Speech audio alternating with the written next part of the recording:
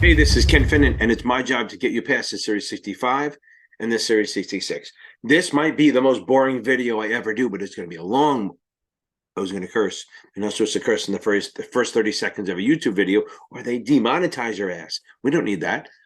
This is going to be a long, boring video, but it's going to be very, very valuable. Everyone's telling me that this is going to be the key to passing the Series 65 or the Series 66. It's either going to be one really long video or a bunch of like other videos. I have to see. I will absolutely have to timestamp it because I'm going through a lot of stuff. And what am I going to do? And I'm just going to go down all the terms, and we're going to go through all the terms from various books and get everything. So this way we have a thing. So if you go, what is this? I got that. You just look it up, and there it is. And you get a little stupid video with me talking about it. Maybe I put some art around it. Who the hell knows? But let's get going. Okay, so we'll start with, we're in the letter A's, right? Accredited investor.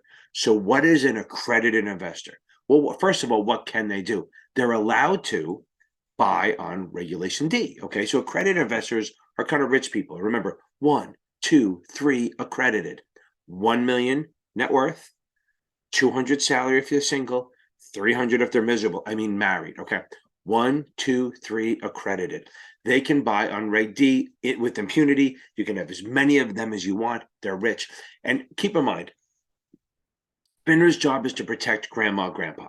So they put a lot of restrictions on retail people. So as they get richer and richer or more sophisticated, they get to, what's the best way to explain it? They are going to have less protections. Since there's less protections, they let them do more things. It's kind of a trade-off, like when you're raising a kid. When they're little, you're tight on them. And then toddler a little more, teenager, then adult. And that's what we're doing. So accredited investors are like the high teenagers, like almost an adult, because then we got qualified and quibs and institutions are even higher. So they let them do things. They let them buy on the Reg D. Plus, I think they have less restrictions on the Reg A plus tier 2. But we're not there yet. We're going to get into it. So accredited investors are 1 million net worth, 200 salary, single, 300 if they're, I want to say miserable again, but married. Also, if you have an active Series 7, Series 65, or an 82. Now, a lot of people I see, and I'll do a separate video on this, want to just get this Series 65 to become accredited. Okay, you have to get the 65 and have it be associated with an IA. You can't just have the license. It has to be an active license. So again, that's accredited investor. Now, accumulation stage or accumulation unit.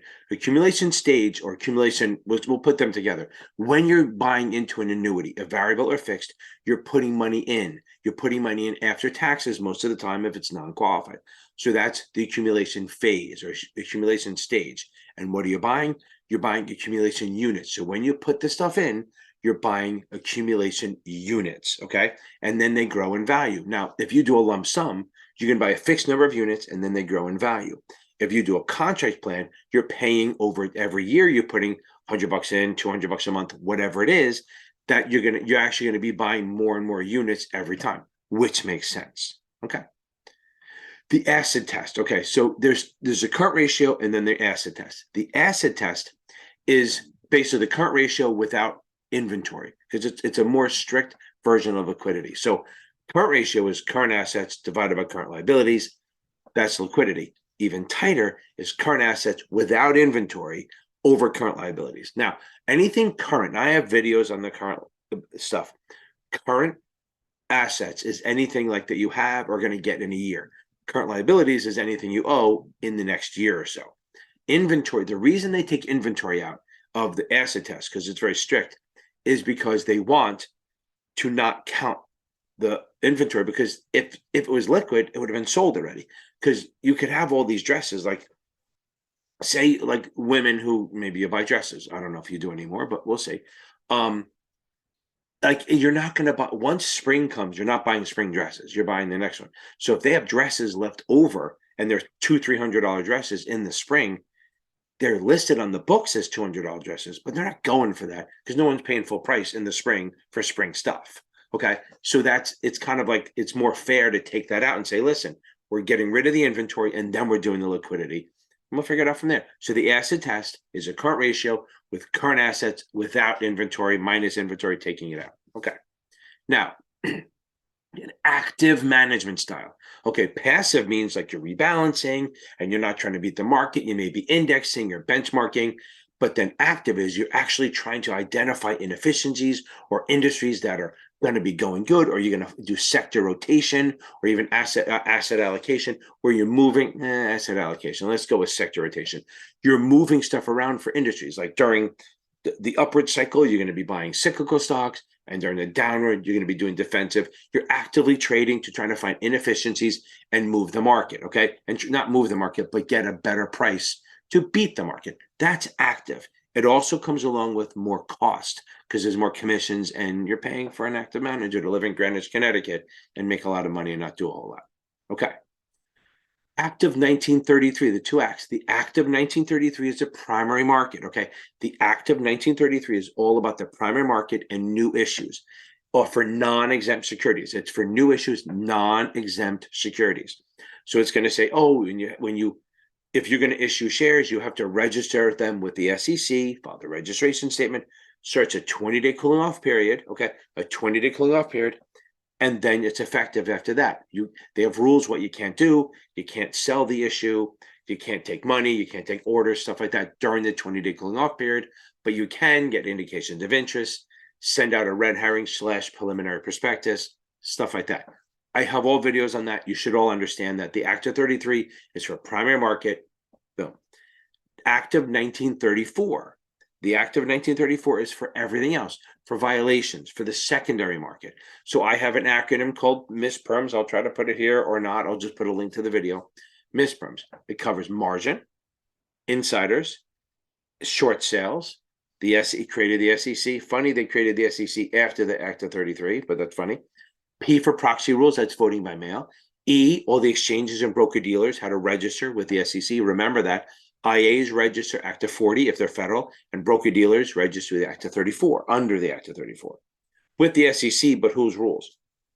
R reports, that's like 8Ks, which are just like random reports by issuers. 10Qs are quarterlies. 10K is an annual report, and that one's audited. Then we have M, the last one, manipulation. That's like not churning, but marking the open, marking the close, pegging. Don't Google that. What else do we have in that? We have marking the open, marking the close, pegging. We can do, I guess, wash trades, wash sales, all the violations, all manipulation. And remember, they did put it in there that if the SEC decides something is manipulation or fraud, then it is, because they knew back then they didn't know everything that would go on, like Ponzi schemes and stuff like that. Then the last S is stabilization. That allows the underwriter to buy the shares during a new offering when it's at the POP price or lower, to hold the price until it gathers some interest. Okay, it's the only form of manipulation allowed. Okay, adjusted basis. This is basically cost basis. Okay, so we have cost basis, what you paid for something, and then it can be adjusted. Like maybe you buy more, or you sell some, or you do, like if it's a limited partnership, maybe you get a distribution, or maybe you get a return of principal. Adjusted basis is you have your cost basis, and then depending on how you do after that, it's going up or down. And then AGI, adjusted gross income. That's your gross income from all your sources, okay? That's adjusted gross income, and then you reduce some things like deductions and stuff. Adjusted gross income is what you're going to be taxed on. Maybe you have IRA deductions, maybe you have distributions and stuff like that, that you're going to deduct from your income. But then once you do that, that's your AGI, your adjusted gross income, I'm stuttering, then that's what you'll pay taxes on. And there's nothing left in my Capital Advantage Tutoring Club, okay? And it's funny, the one thing that I really like, I don't sell because my wife made it for me for Father's Day. Okay. The administrator. Okay. What's the administrator? The administrator is like the regulator for the state. Each state has their own regulator. It could be a person, it could be a team, whatever it is. They have jurisdiction over all securities trades and registrations of securities personnel and securities in the state. If it's federal and administrator, kind of conflicting overlap, Fed takes precedence. But the administrator absolutely has jurisdiction in their state. They can investigate outside their state if there's jurisdiction. And remember, no regulator ever approves anything ever. So if you ever see, oh, the administrator approved, throw it out. It's no good. Okay, adoption. Oh, how cute. No, adoption is if, like, say I talk about your company. I say, oh, you, the viewer, was a great investment advisor, and I put it on Twitter or Facebook or something else. If you don't do anything, no problem. But if you retweet it, like it, share it, copy paste, put it on your website, something to, or direct attention to it, that's considered adoption. And then you kind of have to treat it as if it's a communication. Okay. So that's when a third party site endorses us. We're endorsed on a third party site, and we, the broker dealer or the IA, either like it, retweet it, refer to it, direct people to it, make light of it, not make attention to it. And that would be adoption. And then we have to follow certain rules because we are now part of it. As opposed, I'll talk about entanglement, even though it's not in the A's. Entanglement is when you're the broker dealer or IA actually involved in writing it. And that could be illegal or legal, but entanglement is when somebody posts on a third party website and you help the person write it. Like you go, oh, say this, say that, and put it over there, but we'll pretend it wasn't us. That's entanglement, and that's not a good thing. What's an ADR? An ADR is an American depository receipt that is absolutely a foreign security. So what happens is I'm a bank in the US and I have branches in, let's say, Switzerland.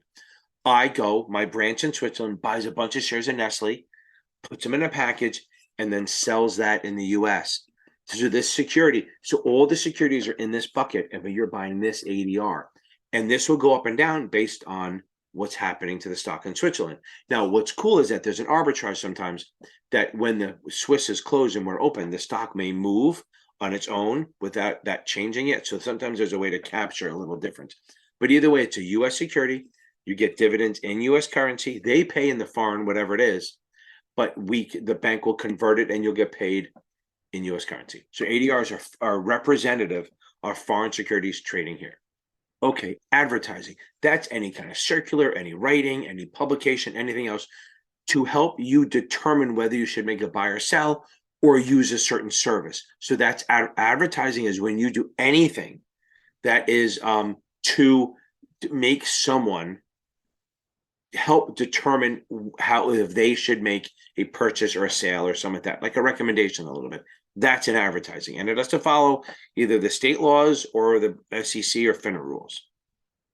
Okay, agency basis. Okay, agency basis is if you're doing a trade on an agency basis, that means you're the middleman. Like you give me an order to buy 1,000 shares at 40. I find a seller for you, much like a realtor with a house. I find a seller, I match him up. You buy from that person through me. I charge a commission, and we go on our way. That's agency. We charge a commission. All it is. Since we're here, that's, remember, ABC, agent, broker, commission. Now, the other side, principal side is principal dealer markup, PDM. Principal dealer markup, okay, is a principal order. If you get it acting as a principal, you're acting as a dealer, you're doing a markup. Okay, what does that mean? That means you're getting involved. You give me an order to buy 1,000 shares at 50. I go buy it and then turn around and sell it to you at like 50-50. So you give me an order to buy 1,000 shares at 50. I go buy it. I turn around and sell it to you at 50-50, and I charge you a markup. That would be a riskless principle because I'm not taking a chance. Or what if I'm not taking a chance because I'm not buying it until you give me the order, okay? By the way, I have to disclose that to you. Now, on the other side of principle is what if I already own the shares? You give me an order to buy stock at 50. I'll sell it to you at $50.50 and say I charge you a 50-cent markup. That's where I have risk because if the stock may go up or down while I own it. What's an agency cross transaction? An agency cross transaction is you give me an order to buy 10,000 shares of IBM at 50. You're going to beat up IBM. Then I go, wait a second, you know what? Johnny or whatever, I know they wanted to sell IBM. So I call them up and say, hey, I have a buyer. Do you want to sell it? And I go, understand, I'm doing both sides. I have to disclose this. I have to say, I have a buyer. Do you want to sell it? And they go, sure, they sell it. So I'm going to tell the buyer that I'm doing it internal. I'm going to cross it. So I basically take my buyer and my seller and cross them, and then I charge a commission on both sides. That's an agency cross transaction. There are principal cross transactions, not really testable. They can do that where I'm going to buy it from this person and sell it to that, and I charge a markup on both. Doesn't matter. But again, agency is where I take a buyer that came in, I find a seller, and boom. Or if the seller comes in, I find a buyer, and then I just cross both sides. It's kind of like if you go to buy a house and you call the realtor, and then the realtor goes, oh, I have a listing. One of my listings is the perfect house for you. So they sell you the house, and they have the buy and the sell listing. they get commissions on both sides. I think there's some loopholes to that, but that's the idea of it. What is an agent? An agent is an individual that works for a broker-dealer on the state level, okay? On the FINRA level, we call them registered reps, but on the state level, we call them agents. Agents, you have to take the 63 or the 65, 66. You work for a broker-dealer executing transactions. Remember, you're an individual. Agents are always individuals. They work for the broker-dealer executing transactions on behalf in securities on behalf of the broker-dealer. They may charge commissions or not. I worked in the stock exchange for 20 years. I never got a commission. It was bonuses. I got salary and bonuses based on how much money we made trading and how much business we generated. It wasn't a direct commission. We just got bonuses based on that. Now, agent. So what's not an agent, right? So that's an agent. Agent works for the broker-dealer. They register at the FINRA level and the state level, wherever they have a place of business. They have retail clients, whatever. Now, what's not an agent is if your client's on vacation, you don't have to register there. But the other one is if you work for an issuer, not the broker-dealer. If you're an agent and you work for the issuer, okay, you work for the issuer and you do exempt securities or exempt transactions for no commission, they're not going to make you register, okay? What's aggressive trading? That just means you're being speculative. Aggressive, you're trying to beat the market. That's all it is, okay? Okay, what's an all or none order? So let's talk about order types since we're in here. It's an O, but it's an A. All or none means, so let's start with the beginning. I give you an order to buy at the market, you just buy it at any price. If I give you an order to buy at a limit, I say, listen, buy 1,000 shares at 50. I'm going to do that price all the time.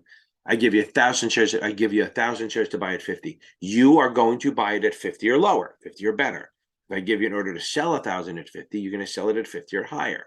Okay, that's a regular limit order. And if I give you the order to buy 1,000 shares at 50 and you only buy 300, and then at the end of the day, I have nothing else, well, then we cancel the 7, I take the 3 because that's what it is. But what if I have to take the partial execution? I have to. Now, what if I don't want that? I can do an all or none. I go, look, buy 1,000 shares at 50, all or none, which means, one, it doesn't have standing in the book because it's a special kind of order.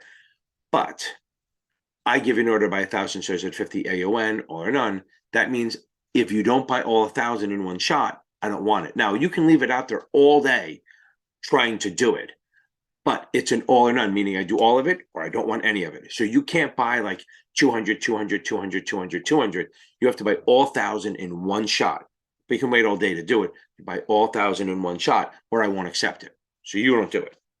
Another one, a version of that is an immediate or cancel, which means I want you to buy 1,000 shares at 50. Try to get as much as you can.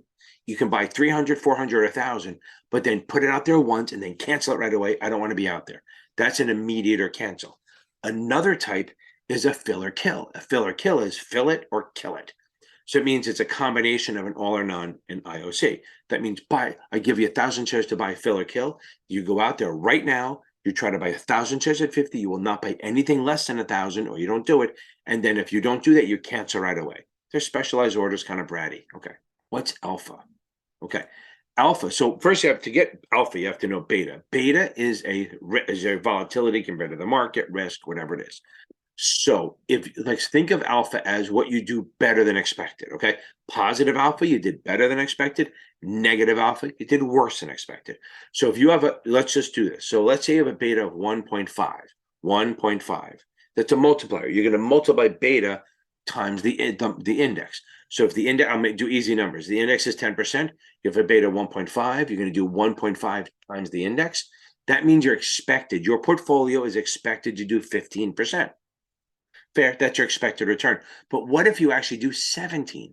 You're expected to do 15, but you did 17. So that means you did 2 points better. That's 2 points of alpha. That's all alpha is. Alpha is what you do better, and it's kind of like non-systematic. It's basically what you're doing. It's what you're doing better than you expected after netting. Here's the thing. Some of the vendors like to talk about the risk-free rate and do that. I don't really care about that. I'm just saying alpha is you're doing better than expected and is compared to your expected return. AMT, alternative minimum tax. Okay, AMT is an alternative minimum tax. It's for when you have some sort of tax deduction product that is tax deductible, if you want to call about it. We'll talk about them, where they take away your deduction. The more you make in income, the less you're allowed to deduct. So certain revenue bonds, not all of them, certain revenue bonds, they take all the money you're getting that's tax-free. If you make too much money or if it's subject to AMT, they're going to say, you know what? You can't take all of that. Say you made 50 grand from a revenue bond and you make a lot, and they go, you know what? Yeah, normally if it's a GO or you're a normal person, you don't have to pay taxes on that 50, but we're going to make you pay taxes on like half of that or all of it, whatever it is. But that's AMT is just takes away your deductions, and it's only applicable to really revenue bonds, not GO, and limited partnerships. So if you see a tax preference item or the word excessive deductions or excessive write-offs, they might be subject to AMT, where the AMT will go, you know what? You can't take those deductions. You have to give it back. And that's where this thing called recapture, which you may or may not see. Recapture is not a good thing. Recapture is you take a deduction and the IRS goes, no, we want that back. We're not giving you that deduction. You got to pay taxes on that. Okay. If you anti-dilutive covenant. So if you do a convertible bond, now remember, so if you have a convertible bond and say it's going to turn into 50 shares, okay? And so that's great. That's awesome. Whatever percentage of the ownership, that's really freaking tiny, but it is a percentage that you can count on. But what happens is if the company issues more shares, well, then you're still only getting the 50. So the anti-dilutive covenant adjusts your ratio up based on, so if you're normally going to get 50 shares and they do a 10% stock dividend or issue another 10. So if they do a 10% stock dividend or a stock split, they're going to adjust your ratio to accommodate for that. You won't have to do the math on these exams, but just understand that if you have an anti-dilutive covenant on your convertible bond, they're going to adjust the ratio or the number of shares you get to keep your percentage ownership. Arbitrage. What is arbitrage? Arbitrage is when you capture an inefficiency in the market in two different markets, not the same market, two different markets. So like, when I was back in the late 90s and early 2000s, it was less electronic. So if on the New York Stock Exchange, you saw IBM trading at $40 and you also saw it trading at $41 on the Pacific or the P Coast, okay? You're like, wow, I can make money. So you would buy the stock on the New York at $40 and at the exact same time, not a second later, exact same time, short the stock at 41 in the P Coast. And then when you would just use the shares you bought to cover your short, you'd make $1, lock it in, no risk. That's a type of arbitrage. Other ones are merger arbitrage. When one company's taken over another for stock, there'll be differences and you buy one and short the other to capture it. Not math, you're not gonna have to do that. That's called merger arbitrage, risk arbitrage. That's what I did when I first started. Then we have convertible arbitrage, where if you buy a bond and you notice that if you were to convert and it would be a profit, that means the common stock converted, the amount of shares you get when you convert the convertible bond, you get a certain amount of shares, right? We should know this by now. Whatever that's worth, okay? If that's more than what the bond that you can buy is worth, you can buy the bond and short the amount of stock at the same time, and then convert the bond and cover your short. Just remember, convertible arbitrage is for convertible bonds when it will be profitable to convert. Arithmetic mean is just basically average. You take all your numbers, you add them up and divide. Say if you have 5 numbers, you add them all up and then you divide by 5. That's the arithmetic mean. That'll be tested if even maybe more than geometric mean. Geometric has a lot more parts to it where it's like, well, how much traded at each number, and then you divide that and add it. That we always used to use that for volume weighted average price trades. But you won't have to know that. Just know if you see the word mean, it's average. And some exams make you decide between arithmetic and geometric. They're not going to. The real exam won't. Vendors do because they're jerks. Okay, ask. Okay, what's the ask? So there's bid and ask. So we have the bid, which is where people are willing to buy, and the ask is where people are willing to sell. That's the bid ask that creates the inside market. Okay, the bid is where people are willing to buy. The ask is where people are willing to sell. If you want to buy stock, you have to pay. You have to buy it where people are willing to sell. So you pay the ask, and if you're going to sell, you're going to sell at the bid because that's where people are willing to buy. Because you buy at the ask, you sell at the bid. Okay. And the difference is the spread of the inside market. Okay, so let's talk about, it's not really, it's an A, but if you want to give somebody a gift of securities, really nice, feel free to send them to me. I'll give you my Venmo, whatever. If you want to give me something, if you give me a non-assessable security, then it's a gift. It's fine. Because a non-assessable security means you give it to me. It's like giving me shares of Tesla. They'll never ask me for more money. But an assessable security means they can assess you and ask you to put more money in. I like to think limited partnerships are them. They don't say it's definitely, but I think, why wouldn't they be? Because if you buy a limited partnership, they can always ask you for more money because it's a partner call. So a margin call, whatever you want to call it. I guess it's a partner call. So if I give you an assessable security, that is considered an offer and a sale, and it's subject to the jurisdiction. Even if I say, here's $20,000 worth of this assessable security, don't worry about paying me, whatever. The fact that the issuer could ask you for more money means it's assessable, and that's considered an offer and a sale and subject to the jurisdiction of the administrator of the state. Okay. What is an asset? It's basically something that a corporation or a person owns. Okay. An asset is what you own. And there's two types. There's current assets, which is like stuff you own like now, cash, or going to get in a year. And then there's fixed assets like equipment, buildings, long-term shit like that. Okay, asset allocation. All you're doing is dividing it up, but you're dividing your portfolio up between like stocks, bonds, cash, shit like that. Okay. You're allocating a certain percentage of your portfolio to certain asset classes. That's all it is. Now, we talked about this before. A 10K is audited, is basically the issuer issuing audited financial statements. What does that mean? Audited means it's audited by a CPA or an auditing firm. And advisors have to do that. If you have custody, they have to do an annual surprise audit where their financials are going to be audited and they have to submit them. Okay, that's the A's. Let's go to B. So, well, I'm going to throw in here. So that's the A's. Well, let's jump into the B's for a second. So a back end load. Well, we have to know. So mutual funds have front end loads. Class A should be in the A's, right? Class A is a front end load. It's probably in the F's. Like Rader or O'Reilly filing system. So A is in A shares is a front end load. B is what they call a back end loan, or a CDSC, contingent deferred sales charge. So A is a front end load. B is a back end load, contingent deferred sales charge. What does that mean? That means that you pay when you leave, when you redeem the shares. Okay, you don't pay anything when you come into the fund, and the longer you stay. So it deferred. That's the contingent deferred. The deferred means you pay when you leave, and the contingent means the longer you stay, the lower it gets. That's why it's called the contingent deferred or a back end. It's good for long term. A lot of places don't do them anymore. A is good for long term, a lot of money because they have break points, which I'm sure we'll get to. And then C shares, since we're here, they don't really pay a sales charge, so they can't be called a no load because they usually have a very high 12B1 fee. A no load fund has no sales charge, but a very low 12B1 fee, under 0.25% or 25 basis points. Okay, what's a balanced fund?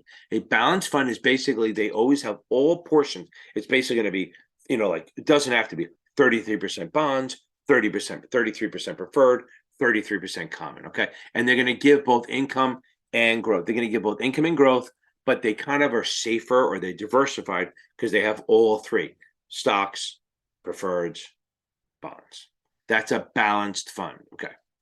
Okay, let's talk about balance of payments and balance of trade. Okay, balance of payment is like basically how much money is going out versus coming in. It's for the most part exports and imports, right? So if we, you know what? Here, I think I have a way of doing it. So, okay, good. So let's say, so this is the upside. This is the surplus. The more we export, remember, the more we export, the more money we're getting. Okay. So if we bring in more money and we export more goods, people are buying our stuff. So we're getting cash. And if we're importing, that means we're buying other people's stuff, and then our money's going out. So what happens is that, let's say the dollar rises. So just hear me out on this. Okay. So the dollar rises. That means it's harder for people to buy our stuff because it's more expensive. So if that happens, we're going to go more toward this way. As the dollar rises, we're going to go down. Okay. We're going to be importing more because our dollar will buy more stuff. So we'll buy more things. Always money runs downhill. So here now, as the dollar starts dropping, it's going to get lower. So this is right now. So if we look at this, what I've done so far is that our deficit is increasing. So our deficit, our balance of trade is going negative. It's going to be deficit, and it's going down. Now, and that's because the dollar's rising. We're importing more. We're spending more money. But as the dollar maybe starts dropping, our deficit's going to get closer to zero, and because we're going to get more and more closer to exporting. And then if the dollar really goes down, we're going to be exporting more and more and more. So the more the dollar drops, the more we go up. Okay, we start exporting more, and that means we have more money coming in. So I always say, do we want a strong dollar or a weak dollar? We say we want a strong dollar, but we actually want a weak dollar, because if we have a weak dollar, people can buy our stuff more. So you have more exports. So all the foreign money is coming here. So this way we have a surplus on our balance of payments versus a deficit. So we'd like a surplus. And look, it's not this. It's like, if depending on what, maybe corn's here and then wheat is here, and then it all depends on what we do. As a general rule, I think we're still on the importing more than exporting, but we'd love to be on the exporting more than importing, because then money's coming in. Like with oil, if it's like we were importing more, and then we were exporting more, and now we're importing again. So it goes all over the place. And the problem is it costs us money, and that hurts. Now, exporting is good because it helps our farmers, our producers, all that stuff. They can sell their stuff to bigger and bigger markets. And that's the thing. So like if you have a weaker dollar, right? So if your dollar's weaker, if you stay inside the country, you'll never freaking know. Like if you're in the middle of Mississippi and you've never left the state, whether the dollar's strong or weak doesn't matter to you on a day-to-day basis.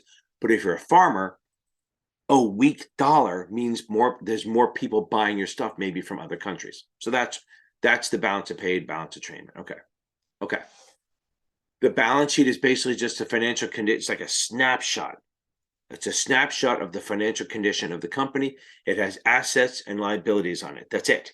Assets and liabilities, and it's supposed to sort of balance out, right? Income statement is not that. Income statement is more about cash flows and money in, money out. So gross sales, gross income, that's going to be on the cash flow statement or the income statement. They're different things, but they kind of do the same. Balance sheet is about assets and liabilities. And again, some guy who's probably a CFA is, wait, you shouldn't say that. I'm talking about test world, not real world. A bank. So there's a bank and a bank holding company. So a bank is where you put your money. That's a bank, and they're exempt from everything. Remember, under NASA and the states, banks are pretty much fucking ghosts. Okay, nobody knows what they are. No, it's not that they don't know what they are. They just have no regulations. They have their own regulations. They're pretty much ghosts. They're not issuers. They're not broker dealers. They're not IAs. They're exempt from all that shit, or excluded, whatever you want to call it. Now, bank holding companies are none of that. Okay, they're really exempt, but I should have said excluded. I'm just rambling. Bank holding companies are none of that. A bank holding company is literally just a company that owns a bank. That's all it is. It's a company that owns a bank. They're not exempt. So like think of like JP Morgan, okay? JP Morgan owns JP Morgan Securities and Chase. Chase is the bank. Chase, if they issued bonds, would be exempt. JP Morgan would not. Now, JP Morgan is exempt because it's trading on the exchange, but if they didn't, they would have to register anything they issued because they're not exempt. Bank holding companies are not exempt. Okay. Basis, just remember the word basis freaking means yield to maturity. Okay. Basis means yield to maturity. Now, the next one is basis points. Remember, 100 basis points. I'll put it on here. I've been doing this for years. Other people use it, but it's fine. I don't care. I'm ready to share the wealth. 100 basis points equals $10 equals 1% equals 1 point. Okay, on a bond. So if you earn 200 basis points or 200 bips, you're in 2% or you're $20 a bond. There you go. 100 basis points equals $10 equals 1% equals 1 point. Boom. Onward we go. Okay. Okay. Bearish and bullish. I guess we can talk about that. So bearish means you think it's going down. A bear market means it's going down. Again, it usually means it's down 20%, but don't worry about that. They're not going to ask you what is officially a bear market, because a bear market is when the market has dropped 20%. Okay. Bear just means down. Bull means up, right? Okay. Bear down, bull up. It's like bulls gore up, bears swipe down. Whatever, however we remember it. Remember, you can make money either way, as a bull or as a bear. It's not like bears lose money and bulls make money. You can be bullish and make money, or you can be bearish and make money. And let's see. So if you're bearish, short stock, buy puts, sell calls, credit call spreads, debit put spreads, stuff like that. Inverse ETFs. If you're bullish, you buy regular ETFs, you buy calls, you buy stock, you do debit call spreads, credit put spreads, buy calls, sell puts. All those things are bullish. Okay. What's benchmarking? Okay. Benchmarking is when your portfolio is going to be benchmarked to an index. It's low cost. It's usually very passive, because all you're doing is matching to a benchmark or an index, and you're just sitting on that. Okay. Indexing, all the same thing in general. Very passive, and you only kind of rebalance once a quarter. So if something gets out of skew or the index rebalances, you're going to rebalance too. You're not very active. The costs are lower than an active strategy. Black-Scholes, just know that it's the way they measure options for the risk. Okay, it's how they price options. That's all you have to know. Black-Scholes, you're just pricing options. Okay. Blue sky laws. Okay, what's a blue sky law? So blue sky laws are the state laws. That's all they are.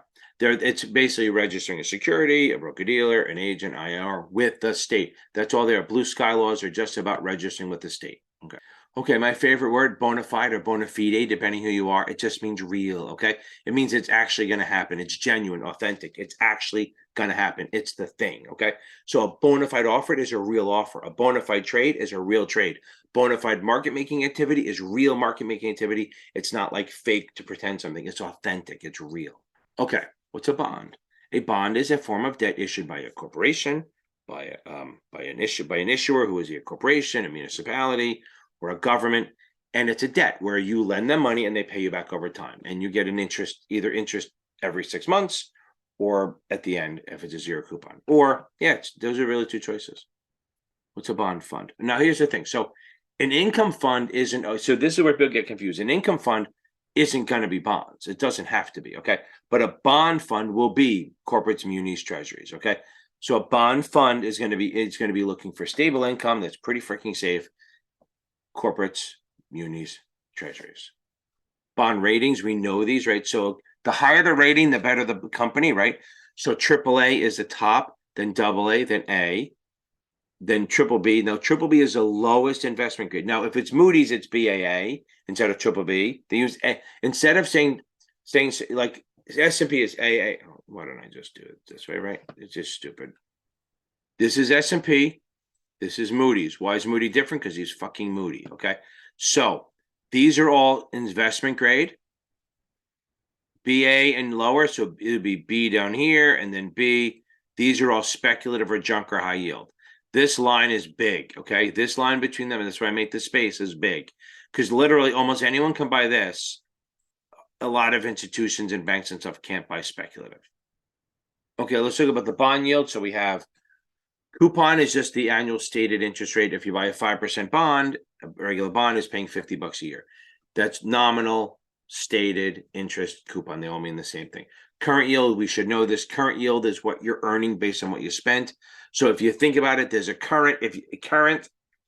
Current is electricity. What do they have in their amps? AMP. So it's AMP, annual over market price.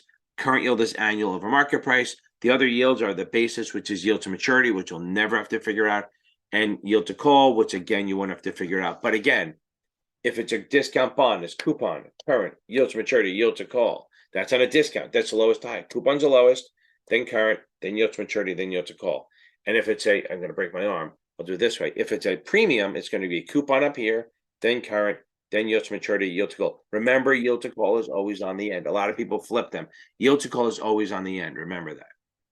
Okay, book value, it's basically the net worth of each share, right? So book value is like, think of the tangible assets of a company, the furniture, the trucks, the buildings, the equipment, all that stuff is that, and they divide that up by the number of shares. That's the book value per share. So the book value of the company is like the liquidation value. It's what it's all the tangible assets are worth.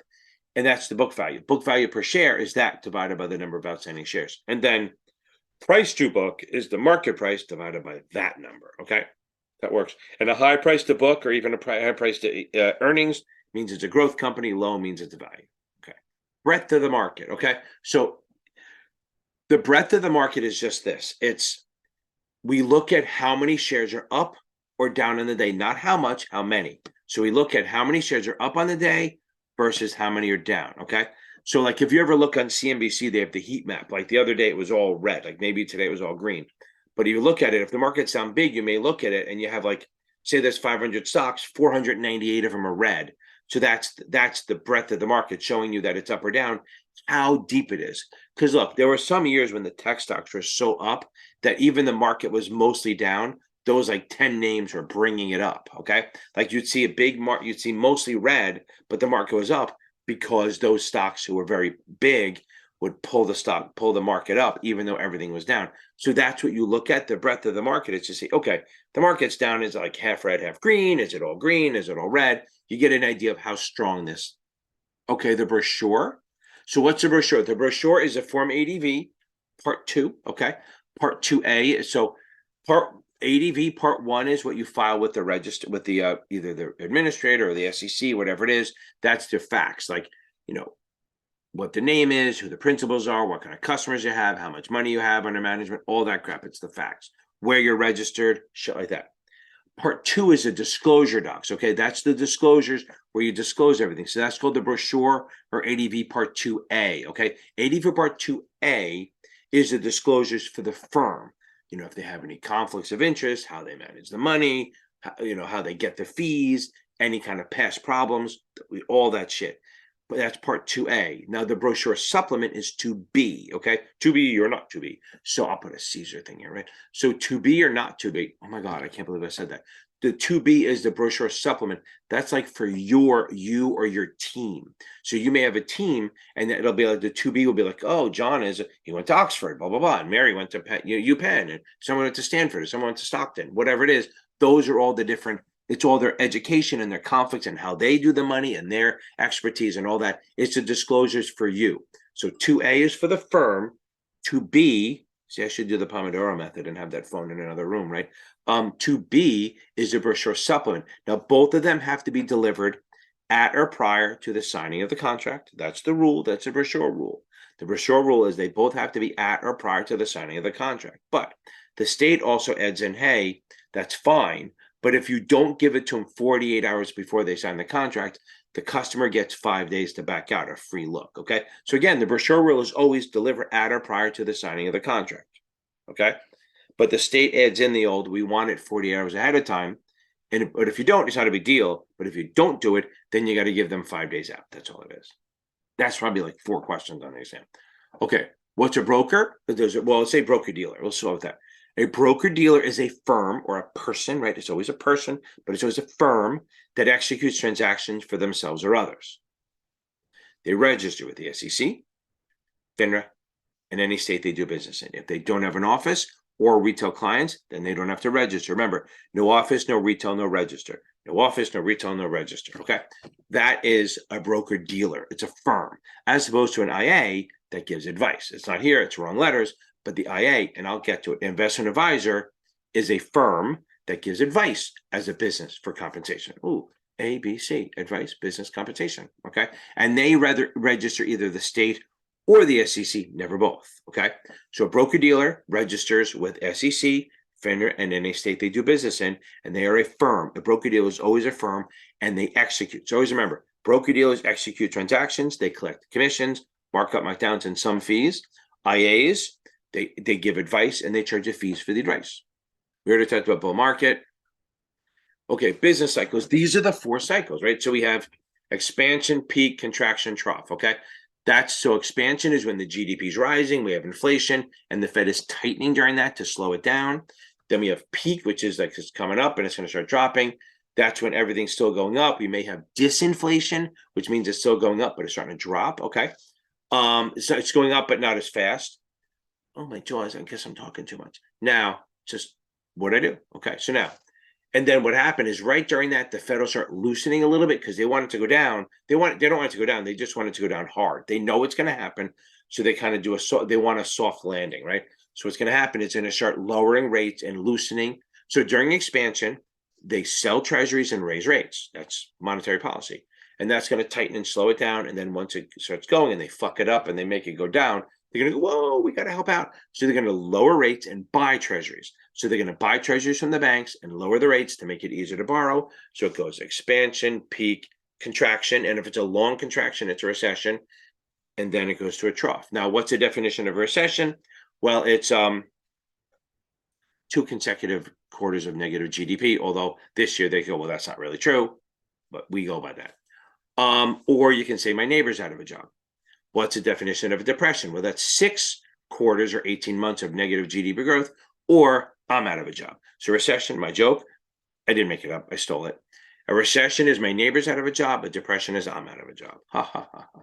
Business risk is non-systematic. Okay. Non-systematic risk is business risk that you invest in a company, it just sucks. How do you get rid of that? You get rid of it by diversifying, okay? Business risk, you just get rid of it by diversifying.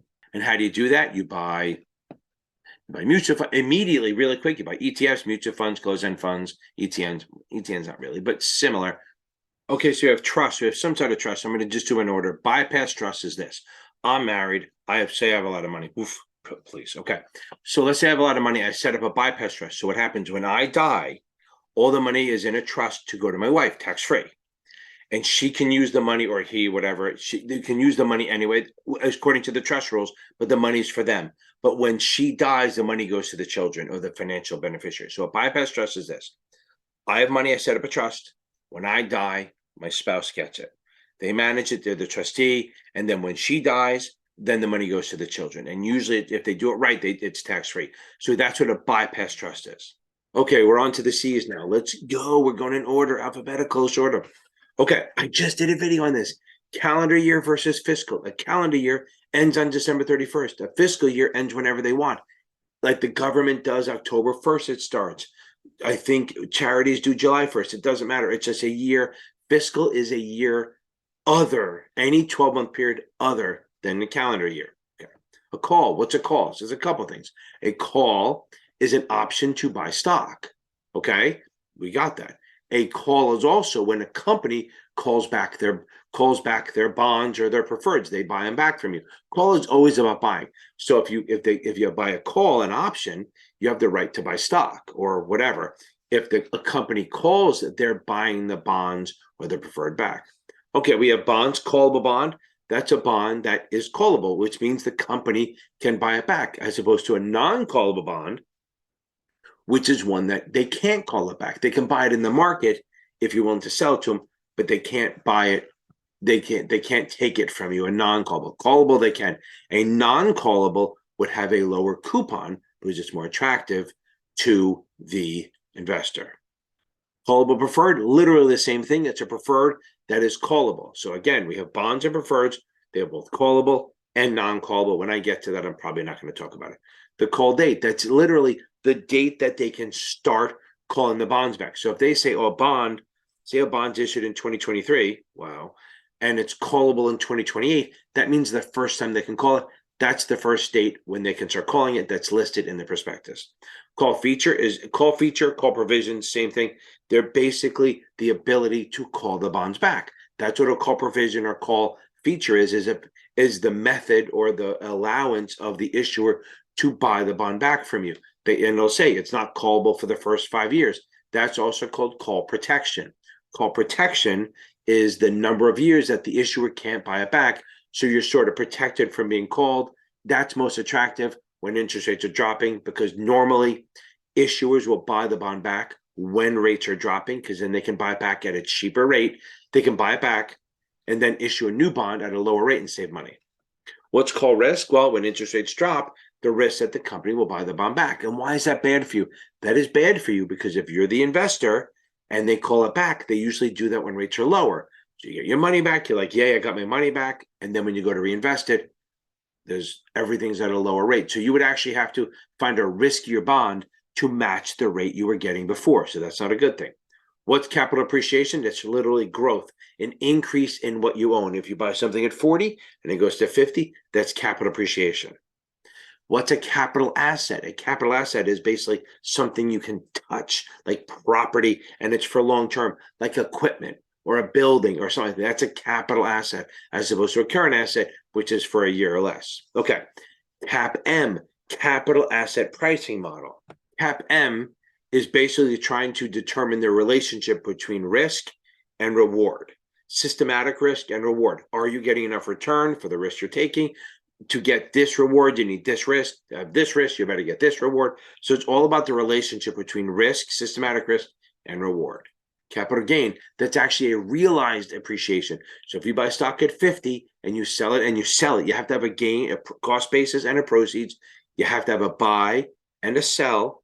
So capital appreciation, capital gain is when you realize the capital appreciation, okay? Capital gain is when you buy stock, it goes up, and then you sell it for a gain. Or if you're short stock and it drops, and you buy it for a gain. And it's a taxable event. Okay, capital gain is when you have a buy and a sell, or a sell and a buy, and you actually realize the gain. Capitalization, that's basically all of what the company's worth. You add up the debt, the stock, and everything else, all their cash and everything, and that gives you the capitalization, what it's worth. Okay, so capitalization ratio is dividing its debt by all its capitalization, the bonds, the stocks, all the other surpluses, cash, and all that. So it's debt divided by the capitalization. It's to determine, we do the capitalization ratio to determine whether the company is over leveraged or under leveraged. So if you have the debt capitalization ratio, if you have more debt, if you have a very high capitalization ratio, that means you have a lot of debt and you might be over leveraged. What's a capital loss? That's the opposite of a capital gain. A capital gain is when you sell stock or something for more than you bought it for, you have a gain that's taxable.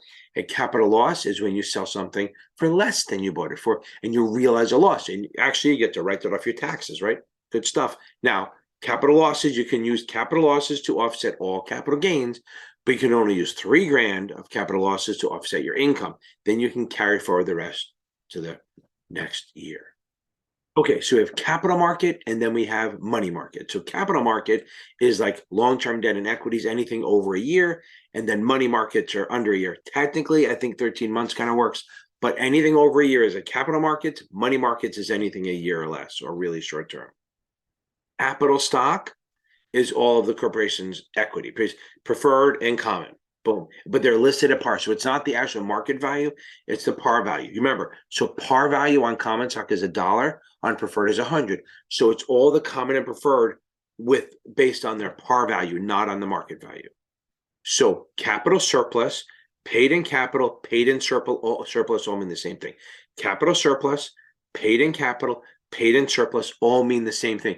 Those are all what you sell the stock for over par. Now, common is usually $1. So if you do an IPO with the stock at $20, it's $19 of capital surplus, paid in capital, paid in surplus.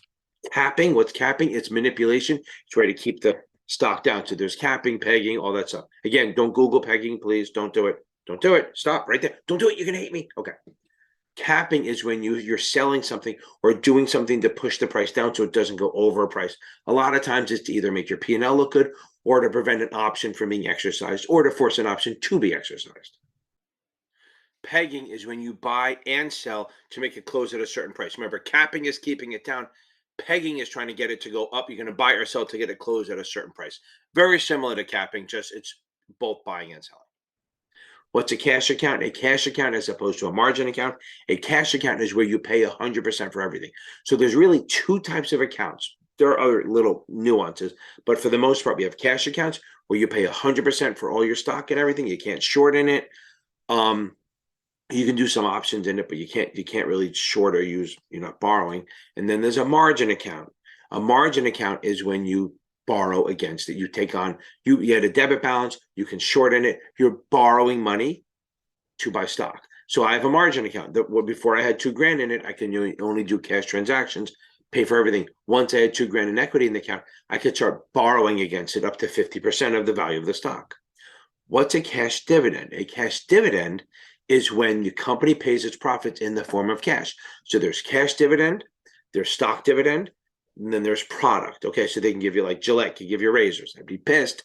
But like I said, that's when I was a kid. I bought Playboy stock, hoping it never happened. Okay, although the annual report was pretty cool. It's only annual report with a picture of a woman in lingerie. Okay, so again, cash dividend is when you get paid cash, usually quarterly. They announce it. That's where the DERP, declaration, X, record, payable, right? Declaration a day. They announce it. They announce, and they name the record day. That's the day you have to be an owner of record. The day before that is the X day. That's the day if you buy it on the X day, you don't get the dividend. Remember, X dividend, ex-girlfriend, ex-boyfriend, ex-wife, X dividend without. Then P, DERP, declaration, X, record, then payable. Payable is the date that they actually pay the dividend. What's a cash equivalent? It's something that can be readily turned into cash. T-bills, CDs, money markets, and stuff like that, money market funds and stuff. Cash equivalents are anything that can be turned easily, very, very quickly into cash. Like I always joke that technically you could walk into a bank with $100,000 worth of T-bills and be out of there in 5 minutes or so with $100,000 in cash. It's just that liquid. Okay. Cash flow. That's what the company gets minus any money paid out. So if we bring in money, but we pay out. So if we bring in 100 grand, but we pay out 30 grand in expenses, our cash flow is 70 grand. It's basically net income plus depreciation or depletion. Okay. So net income is how much we get. So we bring in 100, we spend 30, we have 70. Then any kind of depreciation or depletion we come out, that's going to take out of that. Good. A cease and desist order. That's what an administrator can do when it appears that a person is going to commit a violation or did. You send a notice and say, please stop what you're doing. It actually has no bite, right? So if they just go, screw you, I'm going to keep doing it. Then what would happen is then the administrator, who really can't do anything, they threaten you and shake their hands at you and say, you stop that, you young whippersnapper. They would say that, but they can't do anything. Well, it just got blurry, right? So I'm moving too much, it got blurry. So then they would go to the court and have the court issue an injunction so they'd be enjoined, which then has bite of the court as legal ramifications. So a CD is where you deposit money with a bank or in a security for a set amount of time, and it pays you interest. They can be short-term, they can be long-term. The short-term ones probably pay at the end. They might pay you, but the whole point of a CD is it's very safe, usually very short-term, and it's usually a money market under a year. Over a year, it's obviously not. And if it's over a year, it can pay income. If they do a market CD or like a negotiable CD, there are other fees. We're not going heavy into that here. I'm just saying what a CD is. It's a short term. Basically, you put money with a bank and you get it back at the end of the term. You can then reinvest it and buy new ones if you want, whatever. Short term debt. What is a chartist? That's like a technical trader. They look at charts, trends, patterns. They're looking at charts to determine like the 200-day moving average, support, resistance. That's a technical trader. They use the movements of the stock to determine where it's going next. Obviously, efficient market theory doesn't believe any of that shit, okay? We'll get to that. So the point is, a chartist is a technical trader who looks at charts and tries to predict the next movement based on that. You look at support, resistance, breakouts, all that stuff, okay? What's a Chinese wall? So a Chinese wall is known as an information barrier. A lot of times big companies, like they have to have some sort of Chinese wall. And it's not racist because it's basically based on the fact that the Great Wall of China surrounds, what's supposed to, is invincible. You can't get through it. So they just called it that. You're on either side of the wall.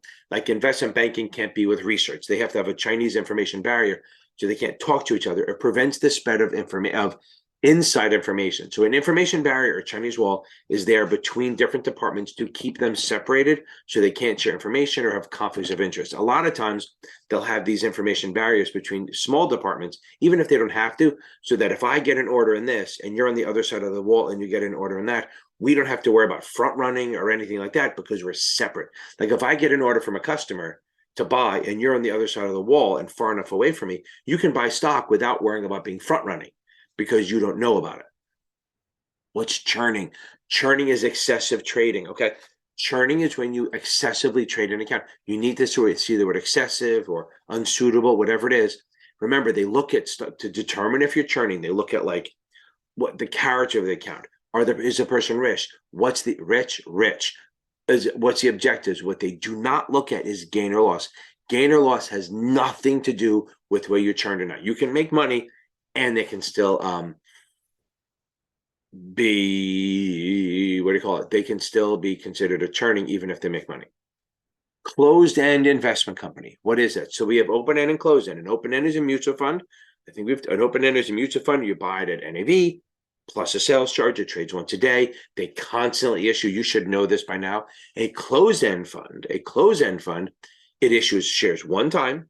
They issue the shares and then it's on the exchange. And if you want to buy shares of it, remember, they're both closed and open and are actively managed by a rich portfolio manager. He or she lives in Greenwich and makes way too much, or Hamptons. They make a lot of money. They're an investment advisor managing the portfolio, which means they have to be federally covered advisor. But the closed-end fund issues shares one time. And then if you want to buy them, you have to buy them on the market based on supply and demand. You buy at the ask, you sell at the bid, and they charge you a commission or markup, markdown. You can short them. You can buy them on margin. All that stuff you can't do with a mutual fund. Open-end issue shares constantly. You buy at NAV plus a sales charge. It's priced at the end of the day. No margin. Okay, so we have opening sale, opening purchase, whatever it is, opening and closing. So if you have an option or even any position, if you create a position, it's an opening. So if you buy an option for the first time, that's an opening buy. If you short an option for the first time, that's an opening sale. So if you do an opening buy to create an option, how do you get rid of it? You have to sell it. That's a closing sale. So an opening buy, followed by a closing sale. Jumping down on the other side. So if we short an option for the first time, doesn't matter call or put, that's an opening sale, and that's followed by a closing purchase. So it's always going to be opening, then closing, and then it's either buy, then sell, or sell, then buy. That's the way it works. And closing means get rid of it. Okay, what's a coincidence? So the indicators, right? So we have three types of indicators. We have leading, lagging, and coincident. We put them all together. A leading indicator, it's like the stock market. It tells you where we're going to be in the next 6 to 12 months. I explain that all the time. Everyone was trying to figure out, not everyone, people who didn't know. Sounds like I'm an elitist, but I'm not. They didn't know why was the stock market ripping up during the pandemic, because they weren't thinking about now. It's predicting the future when they think the vaccine will be out and all that stuff will be out of it. So that's why the stock market was ripping up, because it's a leading indicator. A coincidence is telling us where we are, like employment, personal income, industrial production. Those are all coincident. That's telling us where we are. Then we have lagging, telling us where we were. That's like in corporate profits. They reported at the end of the year in a 10K, right? So leading is telling us where we were. Coincident is telling us where we are. Lagging is telling where we were. Let's say that. Leading is telling us where we're going. Coincident is telling us where we are. Lagging is telling us where we were. Okay, good. What's collateral? Collateral, like when you borrow money, you have to put up collateral, okay? It's not collateral damage, it's collateral, okay? So collateral is when you put up something to borrow. So if I went to go borrow $50,000, they'd say, we need some collateral. I put my 2 or 3 cars on there as collateral that if I don't pay it, they pay me out. They sell that, okay? They sell that out from under me. Okay, so what's a CMO? A CMO is a mortgage-backed security. You should know this, some of this by now, if you've taken this exam. But a mortgage-backed security, or a CMO, is big picture. When you buy a house, you pay a mortgage, you're paying into the mortgage. The bank who you're paying the mortgage to is getting an income. They sell that to someone else who's now getting the income. And what they do is they put a bunch of mortgages in a pool, and then somebody buys pieces of this. I can probably put the video up here to explain it.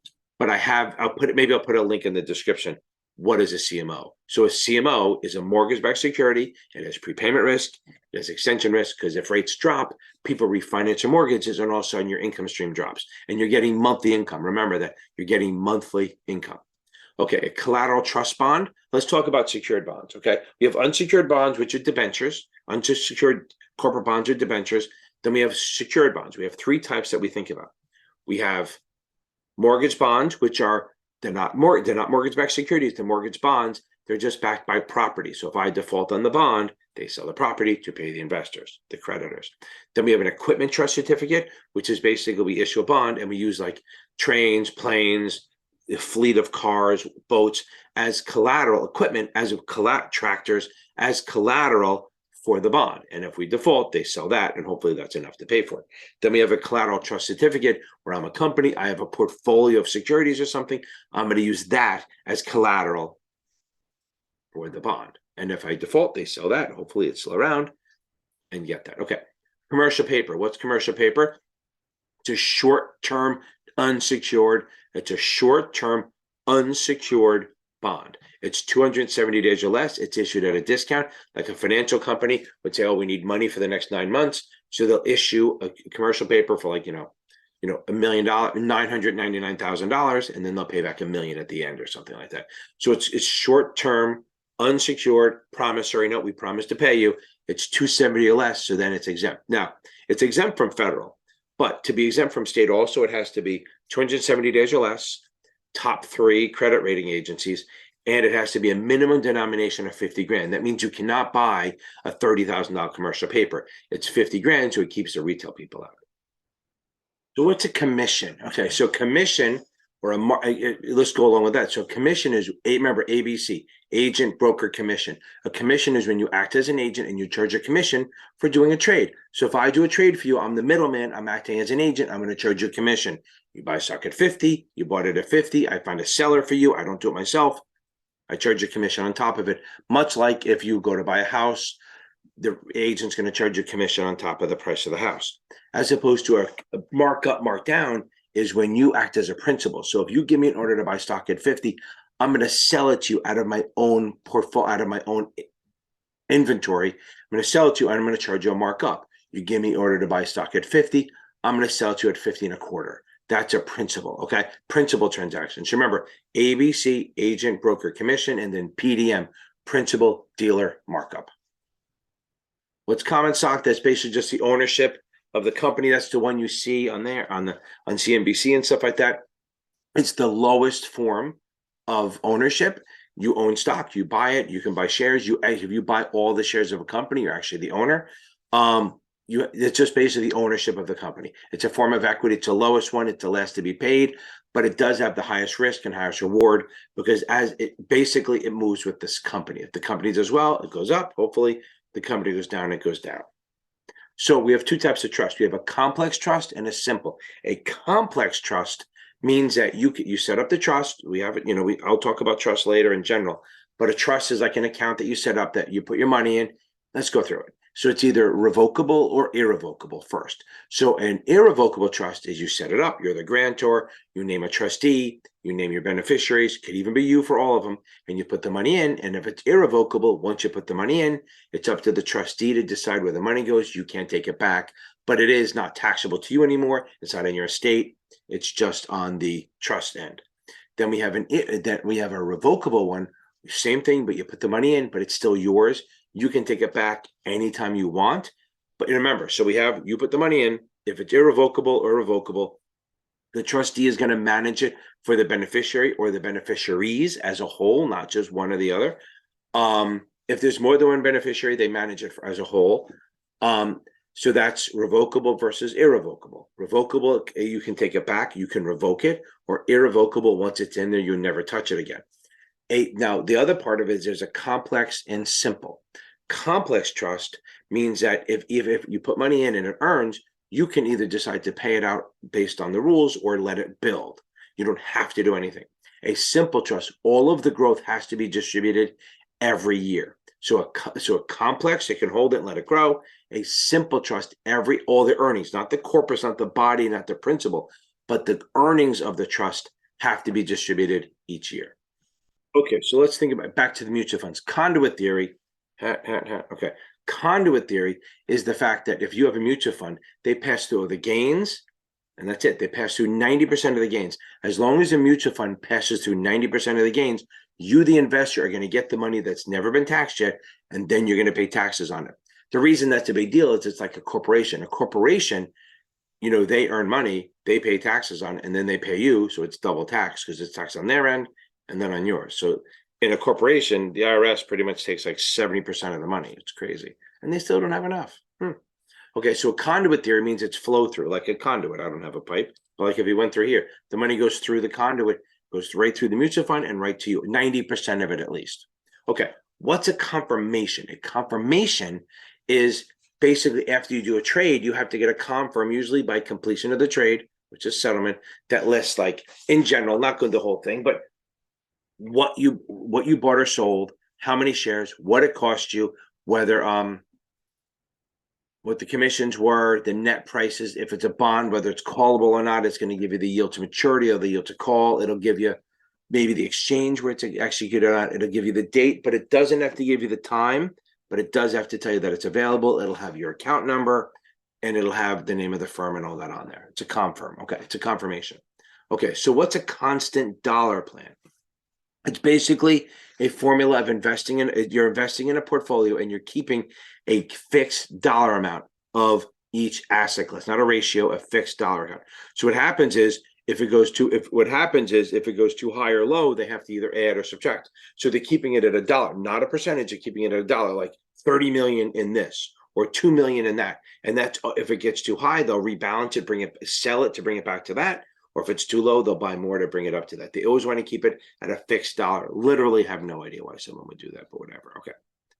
A constant ratio plan is basically the same thing, but everything's on a ratio, like percentages. Okay, 30% this, 30% that, 20% this. It's always going to be that. And then every quarter or so, they'll rebalance it if it gets out of whack and bring it back to those ratios. That's sort of passive. That's a type of passive management. Okay, what's the CPI? Consumer Price Index. It's the measure of inflation. Right now, we all know that if it's 2023 and you're watching this, we know inflation's been crazy. CPI is a consumer price index. It measures inflation. Okay, consumption is basically the purchase and use of goods by households. It's it's not so much eating, but it's buying and using services and goods. Okay, contraction. Okay, so we have the four business cycles: expansion, peak, contraction, trough. So contraction is when it's dropping. Expansion is when the GDP is rising. Things are getting better. I might have done this already. Things are getting better. That's when the Federal Reserve will tighten. And then we get to peak. That's where top, it's going up, it's still slowing down. That's where disinflation happens. What's disinflation? That's when we still have inflation, but it's less. It's going up. Like it was 8%, 7%, 6%. It's still going up, but at a less rate. That's kind of what we have now. So everyone's like, oh, inflation's better. No, it's still going up at a ridiculous rate. It's just not going up as fast. Okay, so contraction is when it's dropping. I got on a diatribe, right? Whatever they're called, a rant. So expansion, peak, contraction. Contraction is when the GDP is dropping, the economy is getting worse. A long one turns into a recession. And during that time, the Treasury will loosen the economy. They will buy treasuries from the bank to inject money, and they will lower rates to make it easier to borrow. What's a control person? A control person is a partner, officer, director, the pods, or a 10% owner, of more than 10%. I shouldn't say 10%. So someone who is more than 10% or a pod, partner, officer, director, they usually have, if it's for an investment company, it's usually they own more than 25% of the vote. I think the same thing for broker-dealers. By the way, also, the spouse of a control person is an affiliate or control person. No, they have the rules that if the control person of a public company and they want to sell their shares, they have to follow the 144 rules. They can sell the greater of 1% of the assets, 1% of the outstanding, the 4 weeks trading volume, 4 times a year. Wow, 144. Greater of 1% of the greater of 1% of the outstanding shares, 4 weeks trading volume, 4 times a year, which is every 90 days, kind of built into the price. Control security. It's basically shares. I've never really heard someone talk about it that way, but a control stock is owned by control people, so they have to follow the 144 rules. Okay. Conversion parity. So convertibles. Let's talk about convertibles. So convertibles are securities that turn into common stock. Okay. I don't think on the 65 or 66 you have to do the math, but we have videos on that. So convertible bonds or preferreds or convertible securities are securities that turn into common stock. So they will have a conversion ratio, which is how many shares you get. They will have a conversion price, which is at what price it gets converted at, which is just a number to figure out the ratio. And then the ratio will tell you how many shares you get. And then you're going to multiply that ratio. We should all know how to do this. You're going to use that ratio, multiply it times the common stock price, multiply the ratio times the common stock price to get what the parity is, the conversion parity. And then if that number, so think about it this way, I buy a bond, it turns into common stock. If the amount of shares that I could turn into is worth more than the bond, I would convert the bond into the stock because they get a discount. If the value of the stock is less than the value of the bond that's trading at, I would not convert because I'd be losing money. So convertible bond is a bond that's convertible. Convertible preferred is a preferred that's convertible. Bonds pay income every 6 months. It's a debt.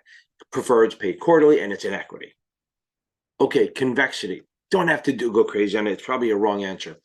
But remember that we know that duration is how volatile a bond is, right? So the problem is the difference between an 8-year bond and a 10-year bond and a 12-year bond. We know that the 10-year and the 12-year bond move more, but it's not a straight line. So it's kind of curved, okay? So like maybe the 10 moves a lot more. It's not exactly equal. Like if you have a 6-year, an 8-year, and a 10-year bond, they're not exactly the amount. So like the 8-year may move 3 times as fast as a 6, and then 10 may move 4 times as fast as the 8. So it's not, and that's what convexity measures. Basically the curvature of the speed at which things move. Again, you don't have to do the math. No, I always say this one. Duration is how much a bond moves. Convexity is how fast it moves. I don't think it's exact, but it's kind of showing you the difference between the two. Okay, cooling off period, right? The cooling off period is what? When we issue a stock for the first time under the Act of 33, we'll file a registration statement, and then we start a 20-day cooling off period. That 20-day cooling off period, the 20-day cooling off period, we can't sell the bonds, we can't sell the stock, we can get indications of interest, we can set out a red herring, we can even register it in the various states, blue sky it. We can't sell it, take money or anything, but we can do that during the 20-day cooling off period. At the end of the cooling off period, the SEC declares it effective. They don't approve, never fucking approve. Remember, no regulator ever approves anything ever. So they just declare it effective. They say, hey, we didn't find anything wrong with it. It's not a big deal. Okay, a corporate account or a partnership account. A corporate account is a corporate account. You have to have certain documents. You have to have the articles of incorporation or the charter, and you have to have a name of someone. Okay, you have to have a name of someone who can place orders, what they call an authorized representative, authorized trader, or authorized individual who can place orders for the corporation because it's not an individual. Now, if it's a partnership, it's not a joint account, it's a partnership. It's for a partnership. And you need probably the signature of the GP and the partnership agreement. What's a corporate bond? A corporate bond is a bond, debt issued by a corporation. So remember, a bond is when the investor lends money to an issuer. So corporate bonds are issued by corporates. Then we have munis and we have treasuries. They all have their own things. Corporates, fully taxable. Like Tesla would issue a bond, and muni is like a city or state issuing a bond. And normally, if you buy it in the same state you live on, it's tax-free. The interest at least is. And then treasuries, they're issued by the federal government. The thing about them is they have no default risk, pretty much, except for what's going on now with the debt ceiling. There's no default risk. But so corporates, you pay tax on every level. Munis, you don't pay federal, but you might pay state unless you buy it in your own state. And treasuries, you pay federal tax, but not state tax. What's a corporation? It's one of the types of setting up. So we have different types. We have sole prop, which is just like one person. Okay, just one person setting up. You have no limitation of the risk. You have unlimited risk. It's super free. Like when I first started teaching, I did a sole prop because it didn't matter. I didn't have risk or anything. Now I'm doing other projects, so I have to create something else. So a sole prop is just me alone. You can't really transfer it. There's no continuity of life. When I die, it's over. Then I can go up to an LLC. An LLC is a limited liability corporation, company, whatever you want to call it. They can have as many members as you want, but it has limited liability. Like if you're a member, you can only be sued up. You can only lose what you put in unless you're committing crimes. You have one member, you can have a single member LLC or hundreds. Okay. They pass through the gains and losses. That's the thing about the next three things I talk about. They pass through the gains and the losses. What does that mean? That means we get the money, the partners get the money, not the corporation or the company, and they also get losses. They don't owe the money, they get a piece of paper that's a write-off. So LLCs, partnerships, and S corps all pass through. So that's an LLC. A partnership, there's two types. There's a general partnership, which is just partners. General partners, they get together, it can be verbal. We run a business, but if it just says partnership, it doesn't mean limited. If it just says partnership, that means that they have unlimited risk and they can all run the company, but the partnership. If it's a limited partnership, we have limited partners that just put money in. No, they can only lose what they put in, but they can't run it. And then general partners of the GPs and LPs. They have a GP who runs it and an LP who just drops the cash. LPs can only lose what they put in. GPs can take on unlimited liability. They're also paid last, okay? But if they just say limited partnership, it's an LP GP thing. You have to have one of each. If they just say the word partnership, it means general partnership, which means everyone has unlimited risk and everyone can be involved. Keep that in mind. An S Corp is a corporation with up to 100 investors, 100 shares, I should say. There's a lot of nuances to that, but it's fine, 100 shares. All the shareholders have limited loss. They can only lose what they put in, and it does pass through gains and losses like the other two. Then we have the C Corp. Basically, every company you've ever heard of is a C Corporation. They do not pass through. It's the most expensive. It's the best way to raise a lot of money. You can have an unlimited number of shares pretty much, and you can just authorize them, you issue them, they're outstanding, all that crap. As they get paid, the actual corporation pays taxes at the corporate rate, and then they pay dividends, and then you pay taxes. So the problem with the corporation is it's double tax, but the good part is it's the best way to raise a lot of money. Okay. Correlation. Correlation is how two assets run with each other. So a correlation of one means they go up together, down together, don't move together, all the same. You don't want that. You don't want positively correlated. It goes 1 to -1. 1 means they're perfectly correlated the same way. 0 means they're not correlated. And then -1 means they go opposite the same amount together. Okay. You want non-correlated. You want this.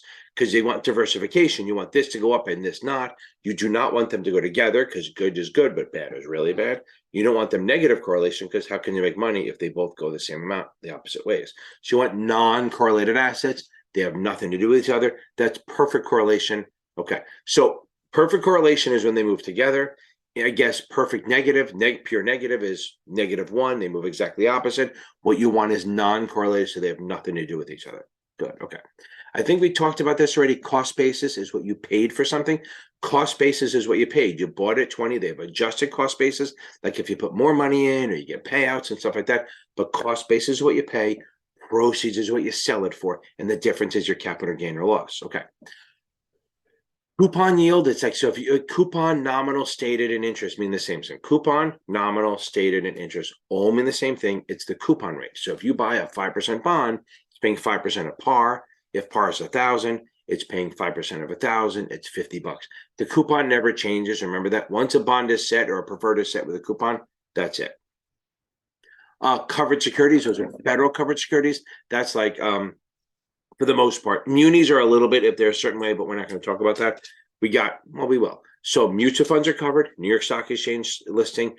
Shares sold to qualified purchasers which is 5 million or more. Reg D 506C is federally covered, and munis issued in another state. So munis are always exempt. But if you buy a municipal bond in your state, it's exempt because of the USA state law. But if you buy a muni bond issued in another state, it's still exempt, but because of federal law. That's why it's a federal covered security. Okay, what's credit risk? It's the same as default risk. Credit risk and default risk are the same. That if you buy a bond that's not a treasury, you have credit or default risk. It's a risk that they won't pay you.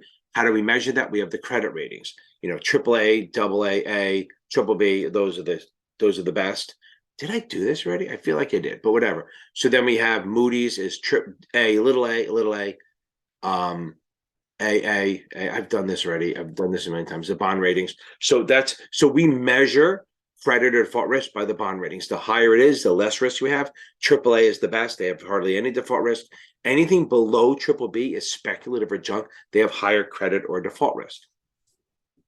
So what's a credit spread? Okay, so that's on this test. A credit spread is basically when you have a buy and a call.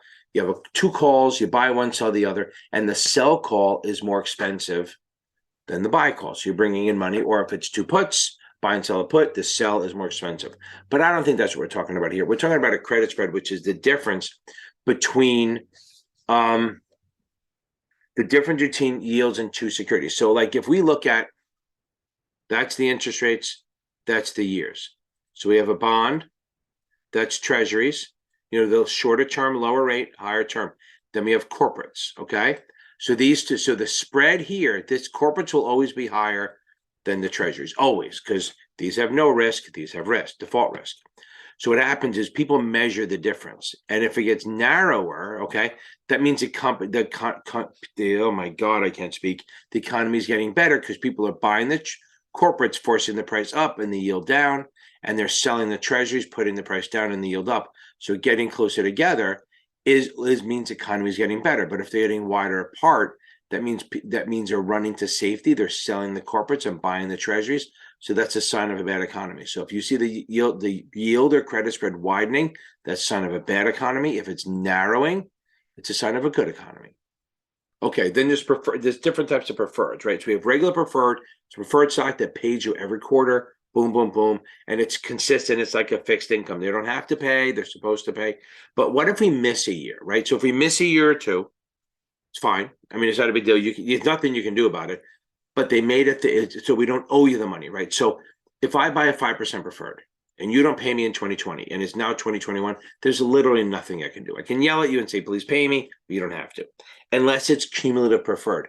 Cumulative preferred means that even if they miss the previous 3 or 4 years, before they can pay anything to the common, they have to make up all the past payments. So if they miss my payment in 2019, 2020, and 2021, in 2022, they got to pay me. If they want to start catching up and pay the common, they got to make up all those past years. That's cumulative preferred.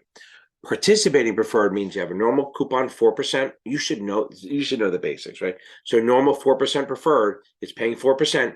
But if the company has a good year, like say we have a really good year, they'll give you a little bit more that quarter or that year. So you have 4%, maybe it bumps up to 5%. You get an extra % or 2%, and then it goes back down to the original when they have a good year. So you get to participate in the earnings growth of a company if they do well. Okay, so the cumulative, and then we have participating.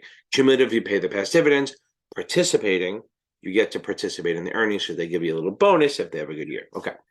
Current assets. Current assets are assets that we have, cash and other assets that we're expected we can convert into cash or get within the next 12 months. Okay. So basically, cash, accounts receivable, inventory, and prepaid expenses. That's all stuff that we're going to get back. The reason prepaid expenses are, so let's say I pay the rent over the next 4 months. I prepay that. I'm getting that service over the next 4 months. I'm getting the rent. I get to stay. That's why. Current liabilities are what we owe. We owe that in a year. That's current liabilities, accrued wages payable, current part of long-term debt. So if we have a bond and we pay, we owe that money, what we owe in this year with interest payments, that would be considered a current liability. And remember, so current ratio is current assets divided by current liabilities. Quick ratio is current assets not including inventory divided by current liabilities. And working capital is current assets minus current liabilities. Current market value is really just what the stock is worth right now. CMV, they call it, current market value. I did current ratio. Okay, current yield. Now let's see. So current ratio is the same as before. I just gave it to you. Okay, so current yield. Okay, current yield is basically what you're earning when you expend, when you buy a bond. So if you buy a 5% bond and you pay $900 for it, you're getting $50 because remember the coupon is always based on par. So if you buy a 5% bond, you're getting $50. If you paid $900 for it, you're still getting $50. So what's your return? You're going to do 50 divided by 900. You buy a 5% bond for 90 or 900. Okay.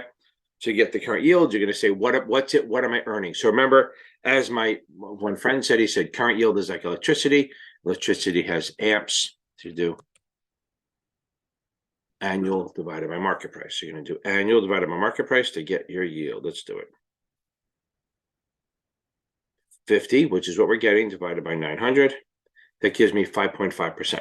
So this is my current yield I'm earning. Even though I'm getting 5%, I only paid, I put a comma there. I'm an idiot, right? Okay, I only paid $900 for it. So there you go. So I'm earning, my yield is, it's a little bit more than that, but it's my current yield is 5.55555%. I'm not writing that out. So that's the whole point here, is that a current yield is going to be what you're personally earning based on this. This is paying you $50. So whether you pay $800 or $10,000 for this bond, or say $1,200 for the bond, you're still getting $50. What you're earning, what your ratio is, what your current yield is, this divided by that. So it's annual divided by the current market price, not the original market price, the current market price. A custodial account, I can never say that. A custodial account is basically where a custodian is on behalf of someone else. Usually it's a minor, like an UTMA account or a UGMA or a TMA account. That's a custodian account, custodial, where your job is, you have a fiduciary responsibility for someone like a minor or even somebody that's incapacitated. Usually it's a minor account. The custodian is an institution or a person that is in charge of that kind of account. That's one thing. The other type, a custodian, that's a custodian. But the other type of custodian is like a bank or a broker-dealer that's holding cash for a broker-dealer or an IA or a mutual fund or something like that. Custodian is actually holding cash and securities on behalf of someone. You can't just be Joe and do it. It has to be a real broker-dealer, bank, something like that. What's custody? Okay, so custody is having control. It's not getting the kids, right? Okay, but it's having control or of an asset. So if you have like full discretion, that's custody. Okay, if you're named the trustee in an account, that's custody. If you accept a check and don't forward or return it within 3 days, that's custody. They figure you're holding the money. If you accept prepaid fees of $500 or more for 6 months, of prepaid fees 6 months before you do the advisory service of $500 or more, that's custody. Those are all things that are custody. If you have an omnibus account where you're the advisor and you're the advisor, you have an account with a broker dealer, one account in your name as the advisor, and you have a bunch of accounts with people with money with you, you have custody because you're controlling it. If you, the advisor, send statements to the clients instead of the broker dealer, that's custody. And there's a lot of rules on that. So if you have custody, you have to notify the administrator. You have to put up a surety bond unless your net cap or net worth is high enough. You have to send your financials. You have to get audited financials, a surprise audit, unannounced. You have to send you have to let everyone know, okay? And then you have to send a quarterly statement to your clients telling them where their money is. That's custody. There's a couple more things, but you have to notify everyone that you have it, okay? What's a customer? Anyone who opens an account with a broker-dealer. Okay, it could be an individual or a person. It can't be broker dealers are not customers, which is interesting. Okay, the statement. So what do you have? The customer statement. That's what we send out quarterly. There's no monthly. A lot of firms do it, but there's no requirement to send a monthly statement. Even the whole we have activity, it's monthly. That's not a thing. So statements are quarterly. You send a quarterly statement. It lists how much you have, what you've done in the last quarter, just a statement on everything you did. And it's going to tell you what you've done. And sometimes they ask questions about fraud. Like sometimes brokers, when they had a bad month or something for their clients, they would send a fake statement. Totally legal. That's fraud. They should be in jail for that. But that's a sign of fraud. If all of a sudden if your statement doesn't match what your confirms and what you expect, you reach out to them and you have to say, listen, what's going on? Okay, cyclical industry. A cyclical industry is basically, it's an industry that moves with the cycles, like retail stuff. I think fashion, like automotive, things like that. When the economy is going well, they do well. And when the economy is doing bad, they don't do so well. That's the opposite of defensive. Okay, so like defensive is that's like cigarettes, alcohol, food, shit like that. Those are all they're pretty steady. Utilities, they're steady. They're not going to do great in a good economy or bad in a bad economy. They're just like staples. People always need to take drugs, pharmaceutical. They always need to eat. They like to drink alcohol. They like to smoke, and they need to see, which is utility. Okay, those are all defensive securities that never really go. Okay, so that's A through C.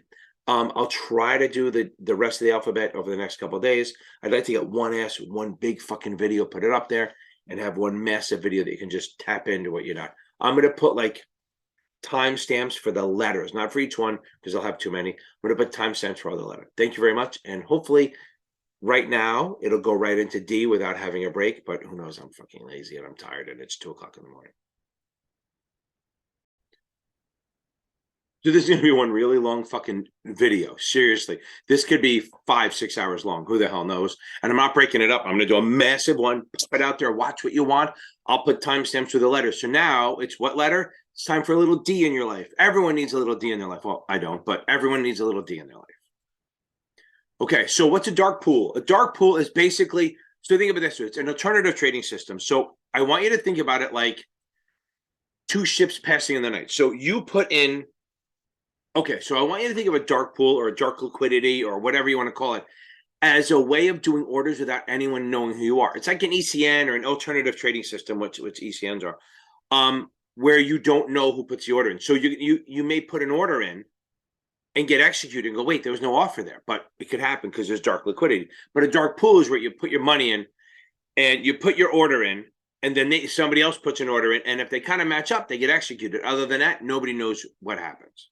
Okay, so let's think of ECNs, dark pools, fourth market, stuff like that. Dark pools are it's like you put a range. I'm stuttering because it's a hard thing to explain, right?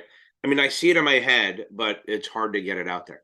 So a dark pool is like you put an order in and another institution puts an order in. And if they happen to match up where they can execute, they will, but nobody knows who the other side of the trade is. So let's say Jeffries in the 90s, Jeffries ran one and they would do, it's more sophisticated now, but this explains it. So 11, 12, 1, 2, and 3, they would say, okay, everyone who wants to put their order in, put them in the box, in this black box, okay? And then if you put them in there at the exact, and it would print anything that would crisscross. So say there was 50,000 to buy at 40, and there was 50,000 to sell at 40, then that would mean a buyer and seller would match up, and all of a sudden you'd see a print for 50,000 shares because it would match up, but they would not know it was there. So here's the problem. You put into, 10,000 shares to buy at 40, somebody comes in at 41.01 to sell. Well, you're not going to execute because there's a difference here, but you'll never know it was there. So that's the whole point of a dark pool, is that you're staying anonymous. So you don't know who the orders are. And it's a good way, if you're in a stock a lot, say you're Goldman and you're buying a ton of shit. Well, people start realizing that. And when they see you walk in, trying to fix this out again, right? When they see you, maybe it's just I'm crooked. Maybe I'll just do that. If they see you in there buying, they go, whoa, you know what? Goldman's a buyer. I could probably get a couple extra pennies out of them. So they'll jack their price up a little bit and go, let's see if Goldman comes to me. But if you do it in a dark pool, nobody knows who the buyer is or the seller is. Again, I've gone way too deep, more than you'll ever need to know, but it's a way for institutions to stay anonymous while doing orders. Okay, let's talk about orders since we're here. So day orders is day orders. There's GTC orders. Those are the two we're going to talk about. So a day order is an order for the day. 99% of orders are day orders. You place an order to buy 1,000 shares at 50, I automatically assume it's a day order, which means it expires at 4 p.m. 3 p.m. if you live in the Midwest, right? Okay, or I guess 1 p.m. if you live on the Pacific Coast. Okay, so now the order ends at 4 o'clock. Okay, that's a day order. Boom. If you have discretion, you can extend them and change them. But if you don't have discretion, like you don't have full power of attorney, and I give you a not held order, it only lasts until 4. You can't carry it to the next day. So day orders mean you place an order, I automatically assume it gets canceled at 4 p.m. automatically. Whatever you did, and you have to accept it. A GTC order is good till cancel. Now, they have days that are not testable where they actually have to renew them. But a GTC order is good till cancel. That means I'm giving you the order. I put GTC on it very rarely, and it stays. It goes day by day by day, and it stays there. And the reason you do that is because I want you to think when you have an order book, it's always first come, first serve. So if you go in to buy a share at 40, and I do, and you're a half a second ahead of me, a millisecond, if you want to say, ahead of me, you will get completely done before I buy anything. It's kind of like when you go to buy concert tickets from Taylor Swift, right? The people ahead of you get to buy all they want before you get even in. Okay, so there's a problem there, but every day it resets. So you put an order in, 99% are day orders. So if you put an order in at 10 a.m. and I put in at 10:01, I'm behind you. But if I set it as GTC and we don't execute, yours cancels it for my stays, and the next morning I'm already probably in the front of the book. I'm in the front of the line. So that's what a GTC order does. It stays there over time. You would not do a market order, because market order is like any price, there's no price limit. So a market order, you would not do GTC because you're pretty much going to be executed the same day. Okay, we talked about principal versus dealer. Remember, so ABC, agent, broker, commission, and then dealer, principal, dealer, markup. Like it. Debenture. What is a debenture? It's an unsecured corporate bond. Unsecured corporate bond. And a lot of it, yeah, that works. So it's an unsecured corporate bond. Okay, what's a debit spread? A debit spread is a call or put spread where the amount of money you pay for is more than what you receive. So I'll show both. So let's say we have a spread is going to be buy a 50 call. I hate when this happens. Buy a 50 call at 7 and sell a 60 call at 4. Okay. So in this case, I've spent 7 and brought in 4. So I have a debit of 3. And here's a little trick here. If you want to know bullish or bearish, find the dominant option. So since this is the dominant option with the bigger premium, that defines the spread. If whatever this is, so this is bullish, so then so is the spread. And buy means debit, sell means credit. So if the dominant is a buy, that's a debit spread. So this is a debit, it's a bullish spread because this is bullish. Now, let's change this up and make this it has to go this way. You can't just willy-nilly it, okay? I'm going to change that we'll change that to 14, okay?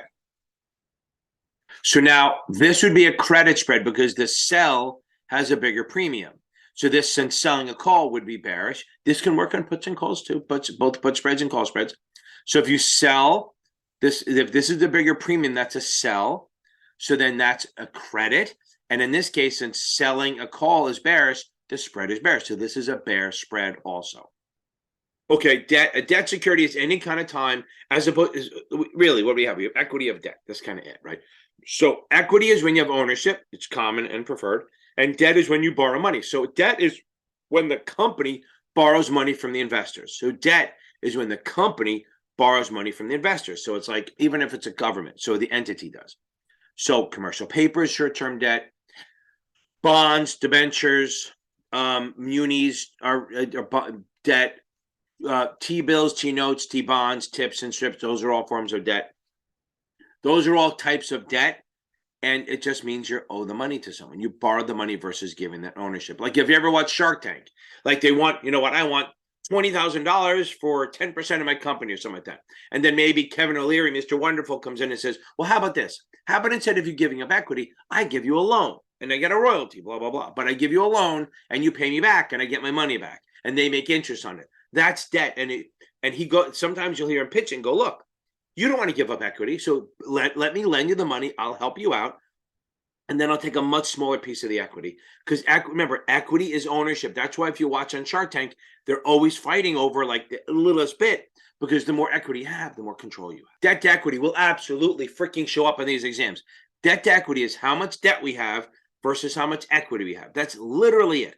How much equity, okay? Basically, stock, we'll call it stockholders' equity, but it's really total assets minus total liabilities. That's the shareholders' equity. And then you do the debt by that, not the market value, just the amount of debt. Because if I borrow $1 million at like 4% and rates go down, that debt's going to go up in value, market value, but it doesn't matter to me. I only owe the $1 million. So remember, debt to equity is how much debt we have versus how much equity we have, or shareholders' equity, stockholders, whatever you want to call it. And that is, and anything, a 1-to-1 means same debt, same equity. More than 1-to-1, you're more leveraged. Leverage means borrow, right? So the more you borrow, the more leverage you are, the higher the debt to equity goes. And in some industries, it's fine. In some industries, that's not good to be that high. Default. What is default? It just don't fucking pay you, right? Like if you lent me money, your biggest risk could be that I would freaking default. Hey, so that's the risk. Okay, so the risk is that default risk, credit risk, same thing. And that we know how we measure it. So default risk is that I just won't freaking pay you the interest or the principal. Okay, what are defensive industries? Okay, defensive industries are like the staples. I think we talked about them in the business cycles. They do fine all the time. They're always steady. So even in a bad economy, they're good to buy, okay? In a good economy, they're probably not the thing to do because you'll underperform. But they'll probably overperform. They're steady on, but the market's shitting or the economy's shitting, they're going to march on. And what's that? That's like pharmaceuticals, utilities, alcohol, food. I always forget the fifth one. It's just really, it's tobacco. So everyone needs to drink. Everyone needs to smoke. Everyone takes drugs. Everyone needs to see, and everyone needs to eat. Okay, good. Those are staples. Defensive securities. Do not confuse that with defense industry, which is like weapons of war. Boeing, Lockheed, Pratt and Whitney, the ones who make bombs and fighter jets and ships. Okay. Okay, what's defensive? So if you're a defensive investment strategy, that means you're being very conservative and you're trying to minimize your risk, okay? Basically, you're putting a lot of this stuff in bonds and cash. Like if you think you're worried, the older you get, the more defensive you get. You know, I always say the best defense is a good offense, right? Or the best offense is a good defense. But I don't like doing defensive. I mean, I'm a moron. I probably should be more conservative, but everything is in equity. Despite me being 50-something years old, I should be in 50-50, but fuck it, I'm all equity all the time. So defensive is going to be you're very conservative. You're trying to minimize your risk. Remember, whenever you minimize risk, we've talked about CapEv and stuff. If you minimize risk, you're giving up return. That's just a pair off. That absolutely has to be the way it is. Okay, a deficiency notice. Okay, this is a deficiency notice. A deficiency notice is when the SEC says, hey, there's something wrong. Okay, you have to basically, you have a registration statement, you file it, you have the 20-day review, and they come back and say, hey, something's wrong. Or if you register with the SEC as an investment advisor, anytime you do something and they go, wait, something's missing, there's a deficiency notice. Okay, they're just saying, hey, fix it. It's not a crime. You're not getting in trouble. Just fix the damn thing. That's all. Something's wrong. You missed a signature. The numbers don't work out. You're missing something. You did it wrong.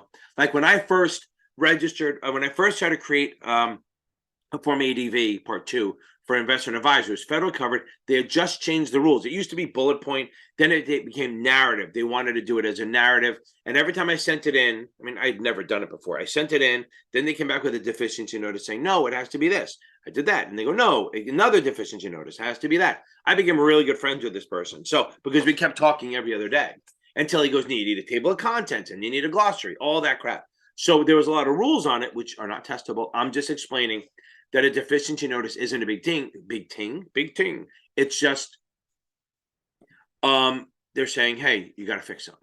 Okay, so let's talk about this. Defined benefit versus defined contribution, okay?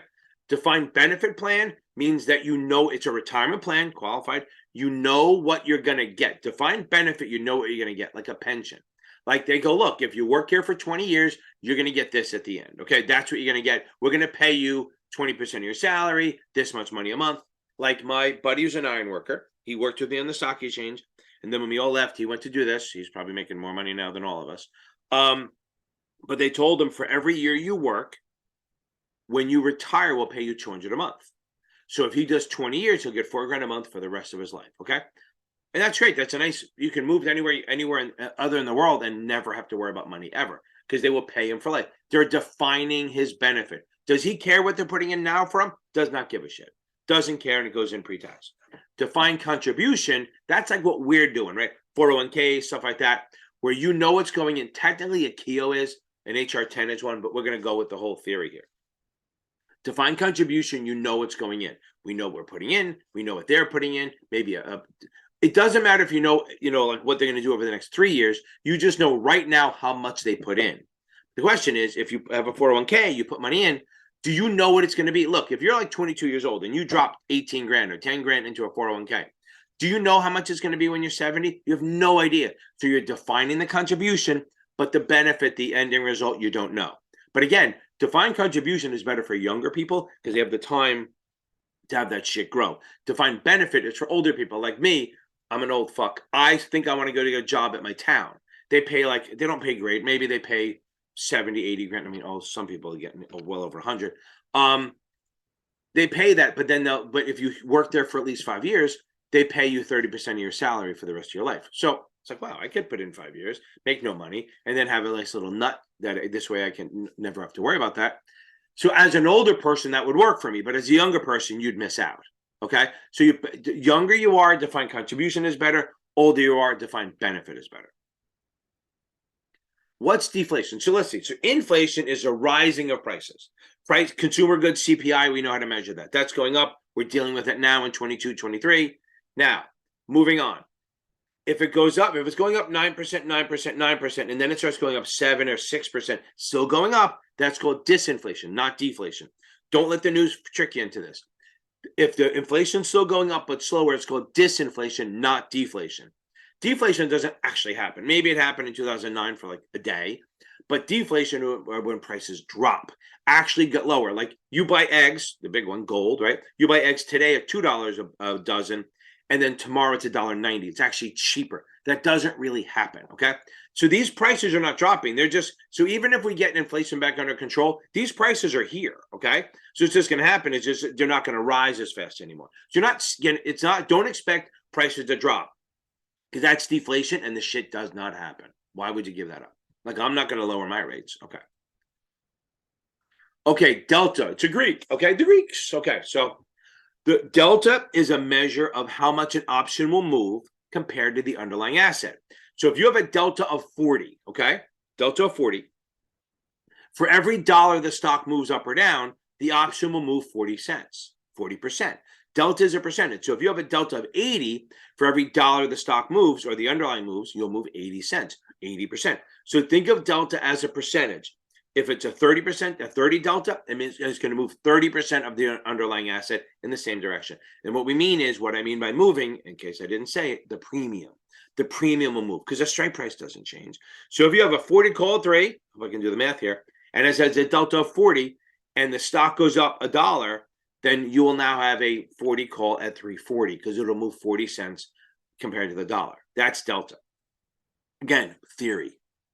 Okay, supply and demand, right? So there's supply is the actual stuff we have, and then we have demand. Demand, this is how we determine. So if you see a lot of demand, prices go up. That causes inflation, although we really know the government causes inflation. That's been known. I'm not just shitting on the current administration. It always happens. So demand is how much people want. Supply is how much people have. If there's more demand than supply, prices go up. If there's more supply than demand, prices may go down. Even though I just said a second ago that it doesn't happen. But on an interim basis, commodities, it's supply and demand. The more demand, the prices go up. The more supply, prices go down. Okay, so if you ever see the thing about M1 and all that shit, so a demand deposit account is something where you can just walk in and take your money out at any time, like a checking account, okay? So a demand deposit is like a checking account, savings account, okay? Because you can take your money out anytime you want and convert it into cash. Okay, so depreciation and depletion. So depreciation is when you have a man-made thing, okay? Man-made thing, and over time it gets worth less and less and less. So you get to depreciate it. One of the greatest write-offs in the world. I have 2 cars that were used for business. I have to travel and all that stuff, and carry stuff around. So I write them. The fact that my car every year is worth less and less, I get to write that off and lower my taxes. Write-off means it's a loss, a tax loss, I get to lower my income, okay? That's depreciation. Depletion is when you use something. Not crops. Definitely not crops because they grow back. Lumber, gold, oil, coal, gas. Once you use something, you can't use it again. So it's being depleted. So they actually let you write off the fact that you can't use it again. So if you have 100 barrels of oil and you sell one, you get to write off on your taxes the value of 1 barrel of oil. That's depletion. So remember, depreciation is for man-made shit. Depletion is for God-made shit, okay? So natural resources, God-made stuff is depletion. Actual things is depreciation. Buildings, cars, tangible shit, okay? What's a depression? I think we did this, so I don't have to go into it. Depression is what I feel at night. No, I know I'm totally fine. I'm actually surprisingly happy. As much as angry I seem all the time, I'm actually pretty happy.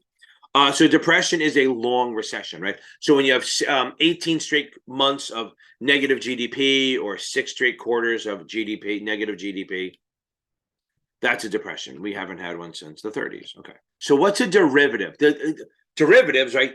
It's an asset. It's a thing that is based on something else. So it's a product. It's a security, hopefully, sometimes not always, that is based on another underlying asset. So like an option, a put or a call, that's value is based on the stock. Okay, futures and forwards are not securities, but their value is based on the commodity that it's tracking or the index or the stock or whatever it is. So like warrants, rights, options, futures, forwards are all considered derivatives. I still think a CMO is a derivative, but who the hell knows? Okay, dilution. What the hell is dilution? Dilution is when you dilute something, right? So like say you have a glass, say I have this and I pour a bunch of ice in it. It's fine at first, but eventually gets diluted. Okay, I have a drinking problem. Now, too bad it's not alcohol. I don't drink alcohol. That's the thing. Okay. Used to think I would. So dilution, back on my tangent. Dilution is when you lower the potency, right? So let's say you're a 10% owner of stock, okay? And then the company issues another 100,000 shares. If they didn't give you the right to buy more shares to keep your ownership, called a preemptive right, you would be diluted because let's say 1 million shares outstanding, you own 100,000 shares. You're a 10% owner. If we issue another not a stock split, a stock dividend, that doesn't do shit. But if we issue another 1 million shares and we didn't give you the right to buy another 100,000, you'd now be a 5% owner because you own 100,000 shares out of 2 million. So dilution is where your ownership is diluted down to less. Okay, I think if you watch the Facebook movie, whatever that was called, Zuckerberg did it to the CFO. They didn't like him, so they just diluted him. They said, "Oh, you're a 5% owner. Now you're a 0.00001% owner because of the way they did it." Okay, so directed brokerage is where you decide as the customer where to send what brokerage account you want you to send your order to go to. So if you're an IA and I'm an experienced customer and I say, listen, I want you to send the order through TD, I'm directing it where to go. That's all. Okay, what's a discount bond? A discount bond is a bond. So we have bonds issued at par 1,000. If rates go up after it's issued, the price will go down because it's less attractive. So that's a discount bond. If you issue a bond at 5% and rates go to 7, your shit doesn't look as attractive, so the price will drop. So we have a discount. And then the other side is if you issue a 5% bond and rates drop, then your bond looks better, so it becomes a premium. So remember, a discount bond is when the price is below par, and a premium bond is when it's above par. I mean, it's straight up forward. That's straightforward. Okay, what's the discount rate? The discount rate, I think we talked about these. We have 4 rates: prime rate, broker loan rate, discount, Fed funds. Prime rate is the rate that the banks lend to their best customers. It's the highest rate. Then the broker loan rate is what banks lend to broker dealers for margin. That's a broker loan, that's lower. Then we have the discount rate. That's lower even still. And that's what you see in the news with the Federal Reserve is raising or dropping. That's what the Federal Reserve, that's the rate that Federal Reserve charges banks and some broker dealers for overnight lending. Then the Fed funds rate is the lowest. It's the most volatile. It moves every day. It's an average of all the rates that all of the, if you watch my Pomodoro method video, I should have this in another room, but it's the rates where banks and broker dealers lend to each other overnight lending. That's the lowest rate. It is very volatile. Power of attorney and discretion, pretty much they are the same thing. There's 2 limits. There's limited and full, and there's variations in between. But basically, discretion is saying, hey, I'm going to let you, the advisor or investment advisor rep or the agent, make decisions on what I buy, how much, and buy or sell on my behalf. You don't have to ask me every time. Regular accounts, you, the advisor, can do trades, but you have to ask me first and say, I want to do this. That's solicited. You can do that. But if it's a discretion or power of attorney, you can actually make decisions. So in power of attorney, you can choose everything. If you don't have power of attorney, the only thing you can choose is the time and the price. That means I have to choose buy, sell, the amount, and the asset. Okay. So that's the 3 A's: the amount, the asset, and the action. Okay. If you only choose time and price, you don't need discretion or power of attorney. If you choose anything more than time and price, like if you choose buy or sell or the amount or even the security, no matter what, even if I call you up and say, hey, buy a bunch of bank stocks, you're choosing the bank, so you would need power of attorney. Now, let's go on that. So if it's an agent on the broker-dealer side, you have to have it in writing, in hand, before you do anything. You can't say, oh, it's in the mail. As on the IA side, you're allowed to actually have verbal discretion for 10 days, and then it must be followed in writing. Let's say the question comes, they give you verbal power of attorney, and on the 10th or 11th day, you get nothing, okay? You don't get the paperwork. Your discretion ends that day. But on the 10th day, it's done. You can't do any more discretion. You don't go back and bust the old trades, but you are going to do, that is where you're going to draw the line. Now, let's talk about this a little bit. There's full and limited, right? Limited means you can do any suitable trade, but you can't really pay bills and stuff like that. And that's not custody. You may have to put a surety bond, but you don't have, it's not custody. The next step up is full power of attorney, and there's gradations of that. But let's start at the top. So full power of attorney means you can do any suitable trade, plus write checks, withdraw money, pay bills for the benefit of the client. You can't pay for your trip to Rio, but it is what it is. So that's full power of attorney. You can pay bills and do the money. So if you can touch the cash or withdraw your own fees without checking with the client first, that's full power of attorney. That's custody. And we know the rules on custody because I did them in about maybe half an hour. Okay, so if you do something wrong, you may have to disgorge your commissions, which just means give them up. Just give them back. Disgorge means give back. We love the big words. Okay, disposable income, that's basically what you can spend on. You can just spend, like you have savings, you have your bills, whatever left over is disposable income, which means you can spend it on crap.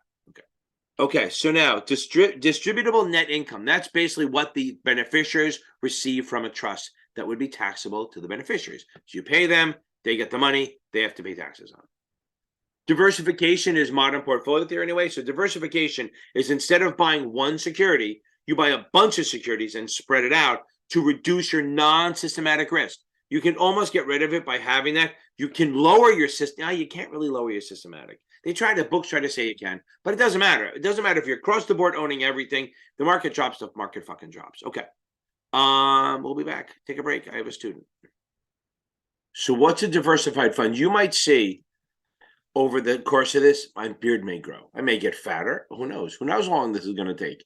So a diversified fund is a mutual fund. Usually it's in common stock and stuff. Here's it. Remember 75, 5, 10. 75, 5, 10. 75, 5, 10. 75% of the assets have to be invested somewhere of the fund, have to be invested somehow. No more than 5% of the fund's assets can be in any one security. So if you have a $100 million fund, 75 million at least has to be invested. No more than 5 million can have any one asset. And you can't own more than 10% of the voting stock. Because if you own more than 10%, you become control, and then you can't really sell this shit. So if you want to be called a diversified fund, I'm going to be fixing this damn hat. If you want to call it a diversified fund, 75, 5, 10. 75% invested, no more than 5% of the fund's assets in any one security, and you can't own more than 10% of the voting stock of any company.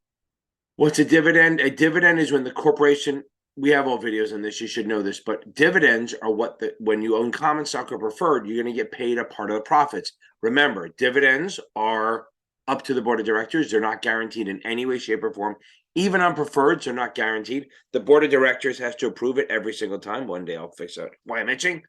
And remember, the order is declaration, X, record, payable. So it's declaration date, then you got the X date, which is the day before the record date. Then you have payable. Remember, DERP, DERP. And remember, on the X day, the actual price of the stock will drop by the amount of the dividend to offset the fact that you're not getting it. Because remember, X means without, ex-boyfriend, ex-girlfriend, ex-dividend, all without. Okay. Dividend discount model. Okay, so we know what DCF is, right? Discounted cash flow is taking all the future cash flows, discounting them back based on a discount rate, and coming up with present value. That's for bonds and projects. For common stock, it's dividend discount model. There's dividend discount model, which is taking all the future dividends and bringing them back to find the present value. But that one isn't the best one because it assumes that the dividend's not changing. That's a dividend discount model.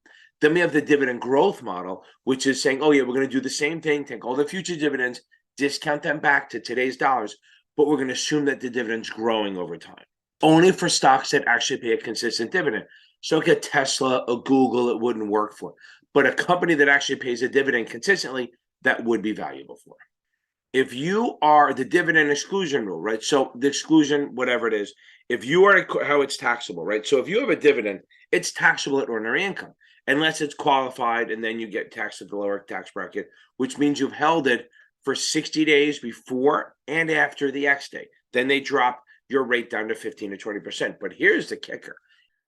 I know you're on the edge of your seat to find out what I was going to say, but I have to take a break here because I'm going to try to merge it. So hopefully at the end of this little clip, you can go right on. If not, just look for the second one in the series and it'll finish what I'm saying. We got this.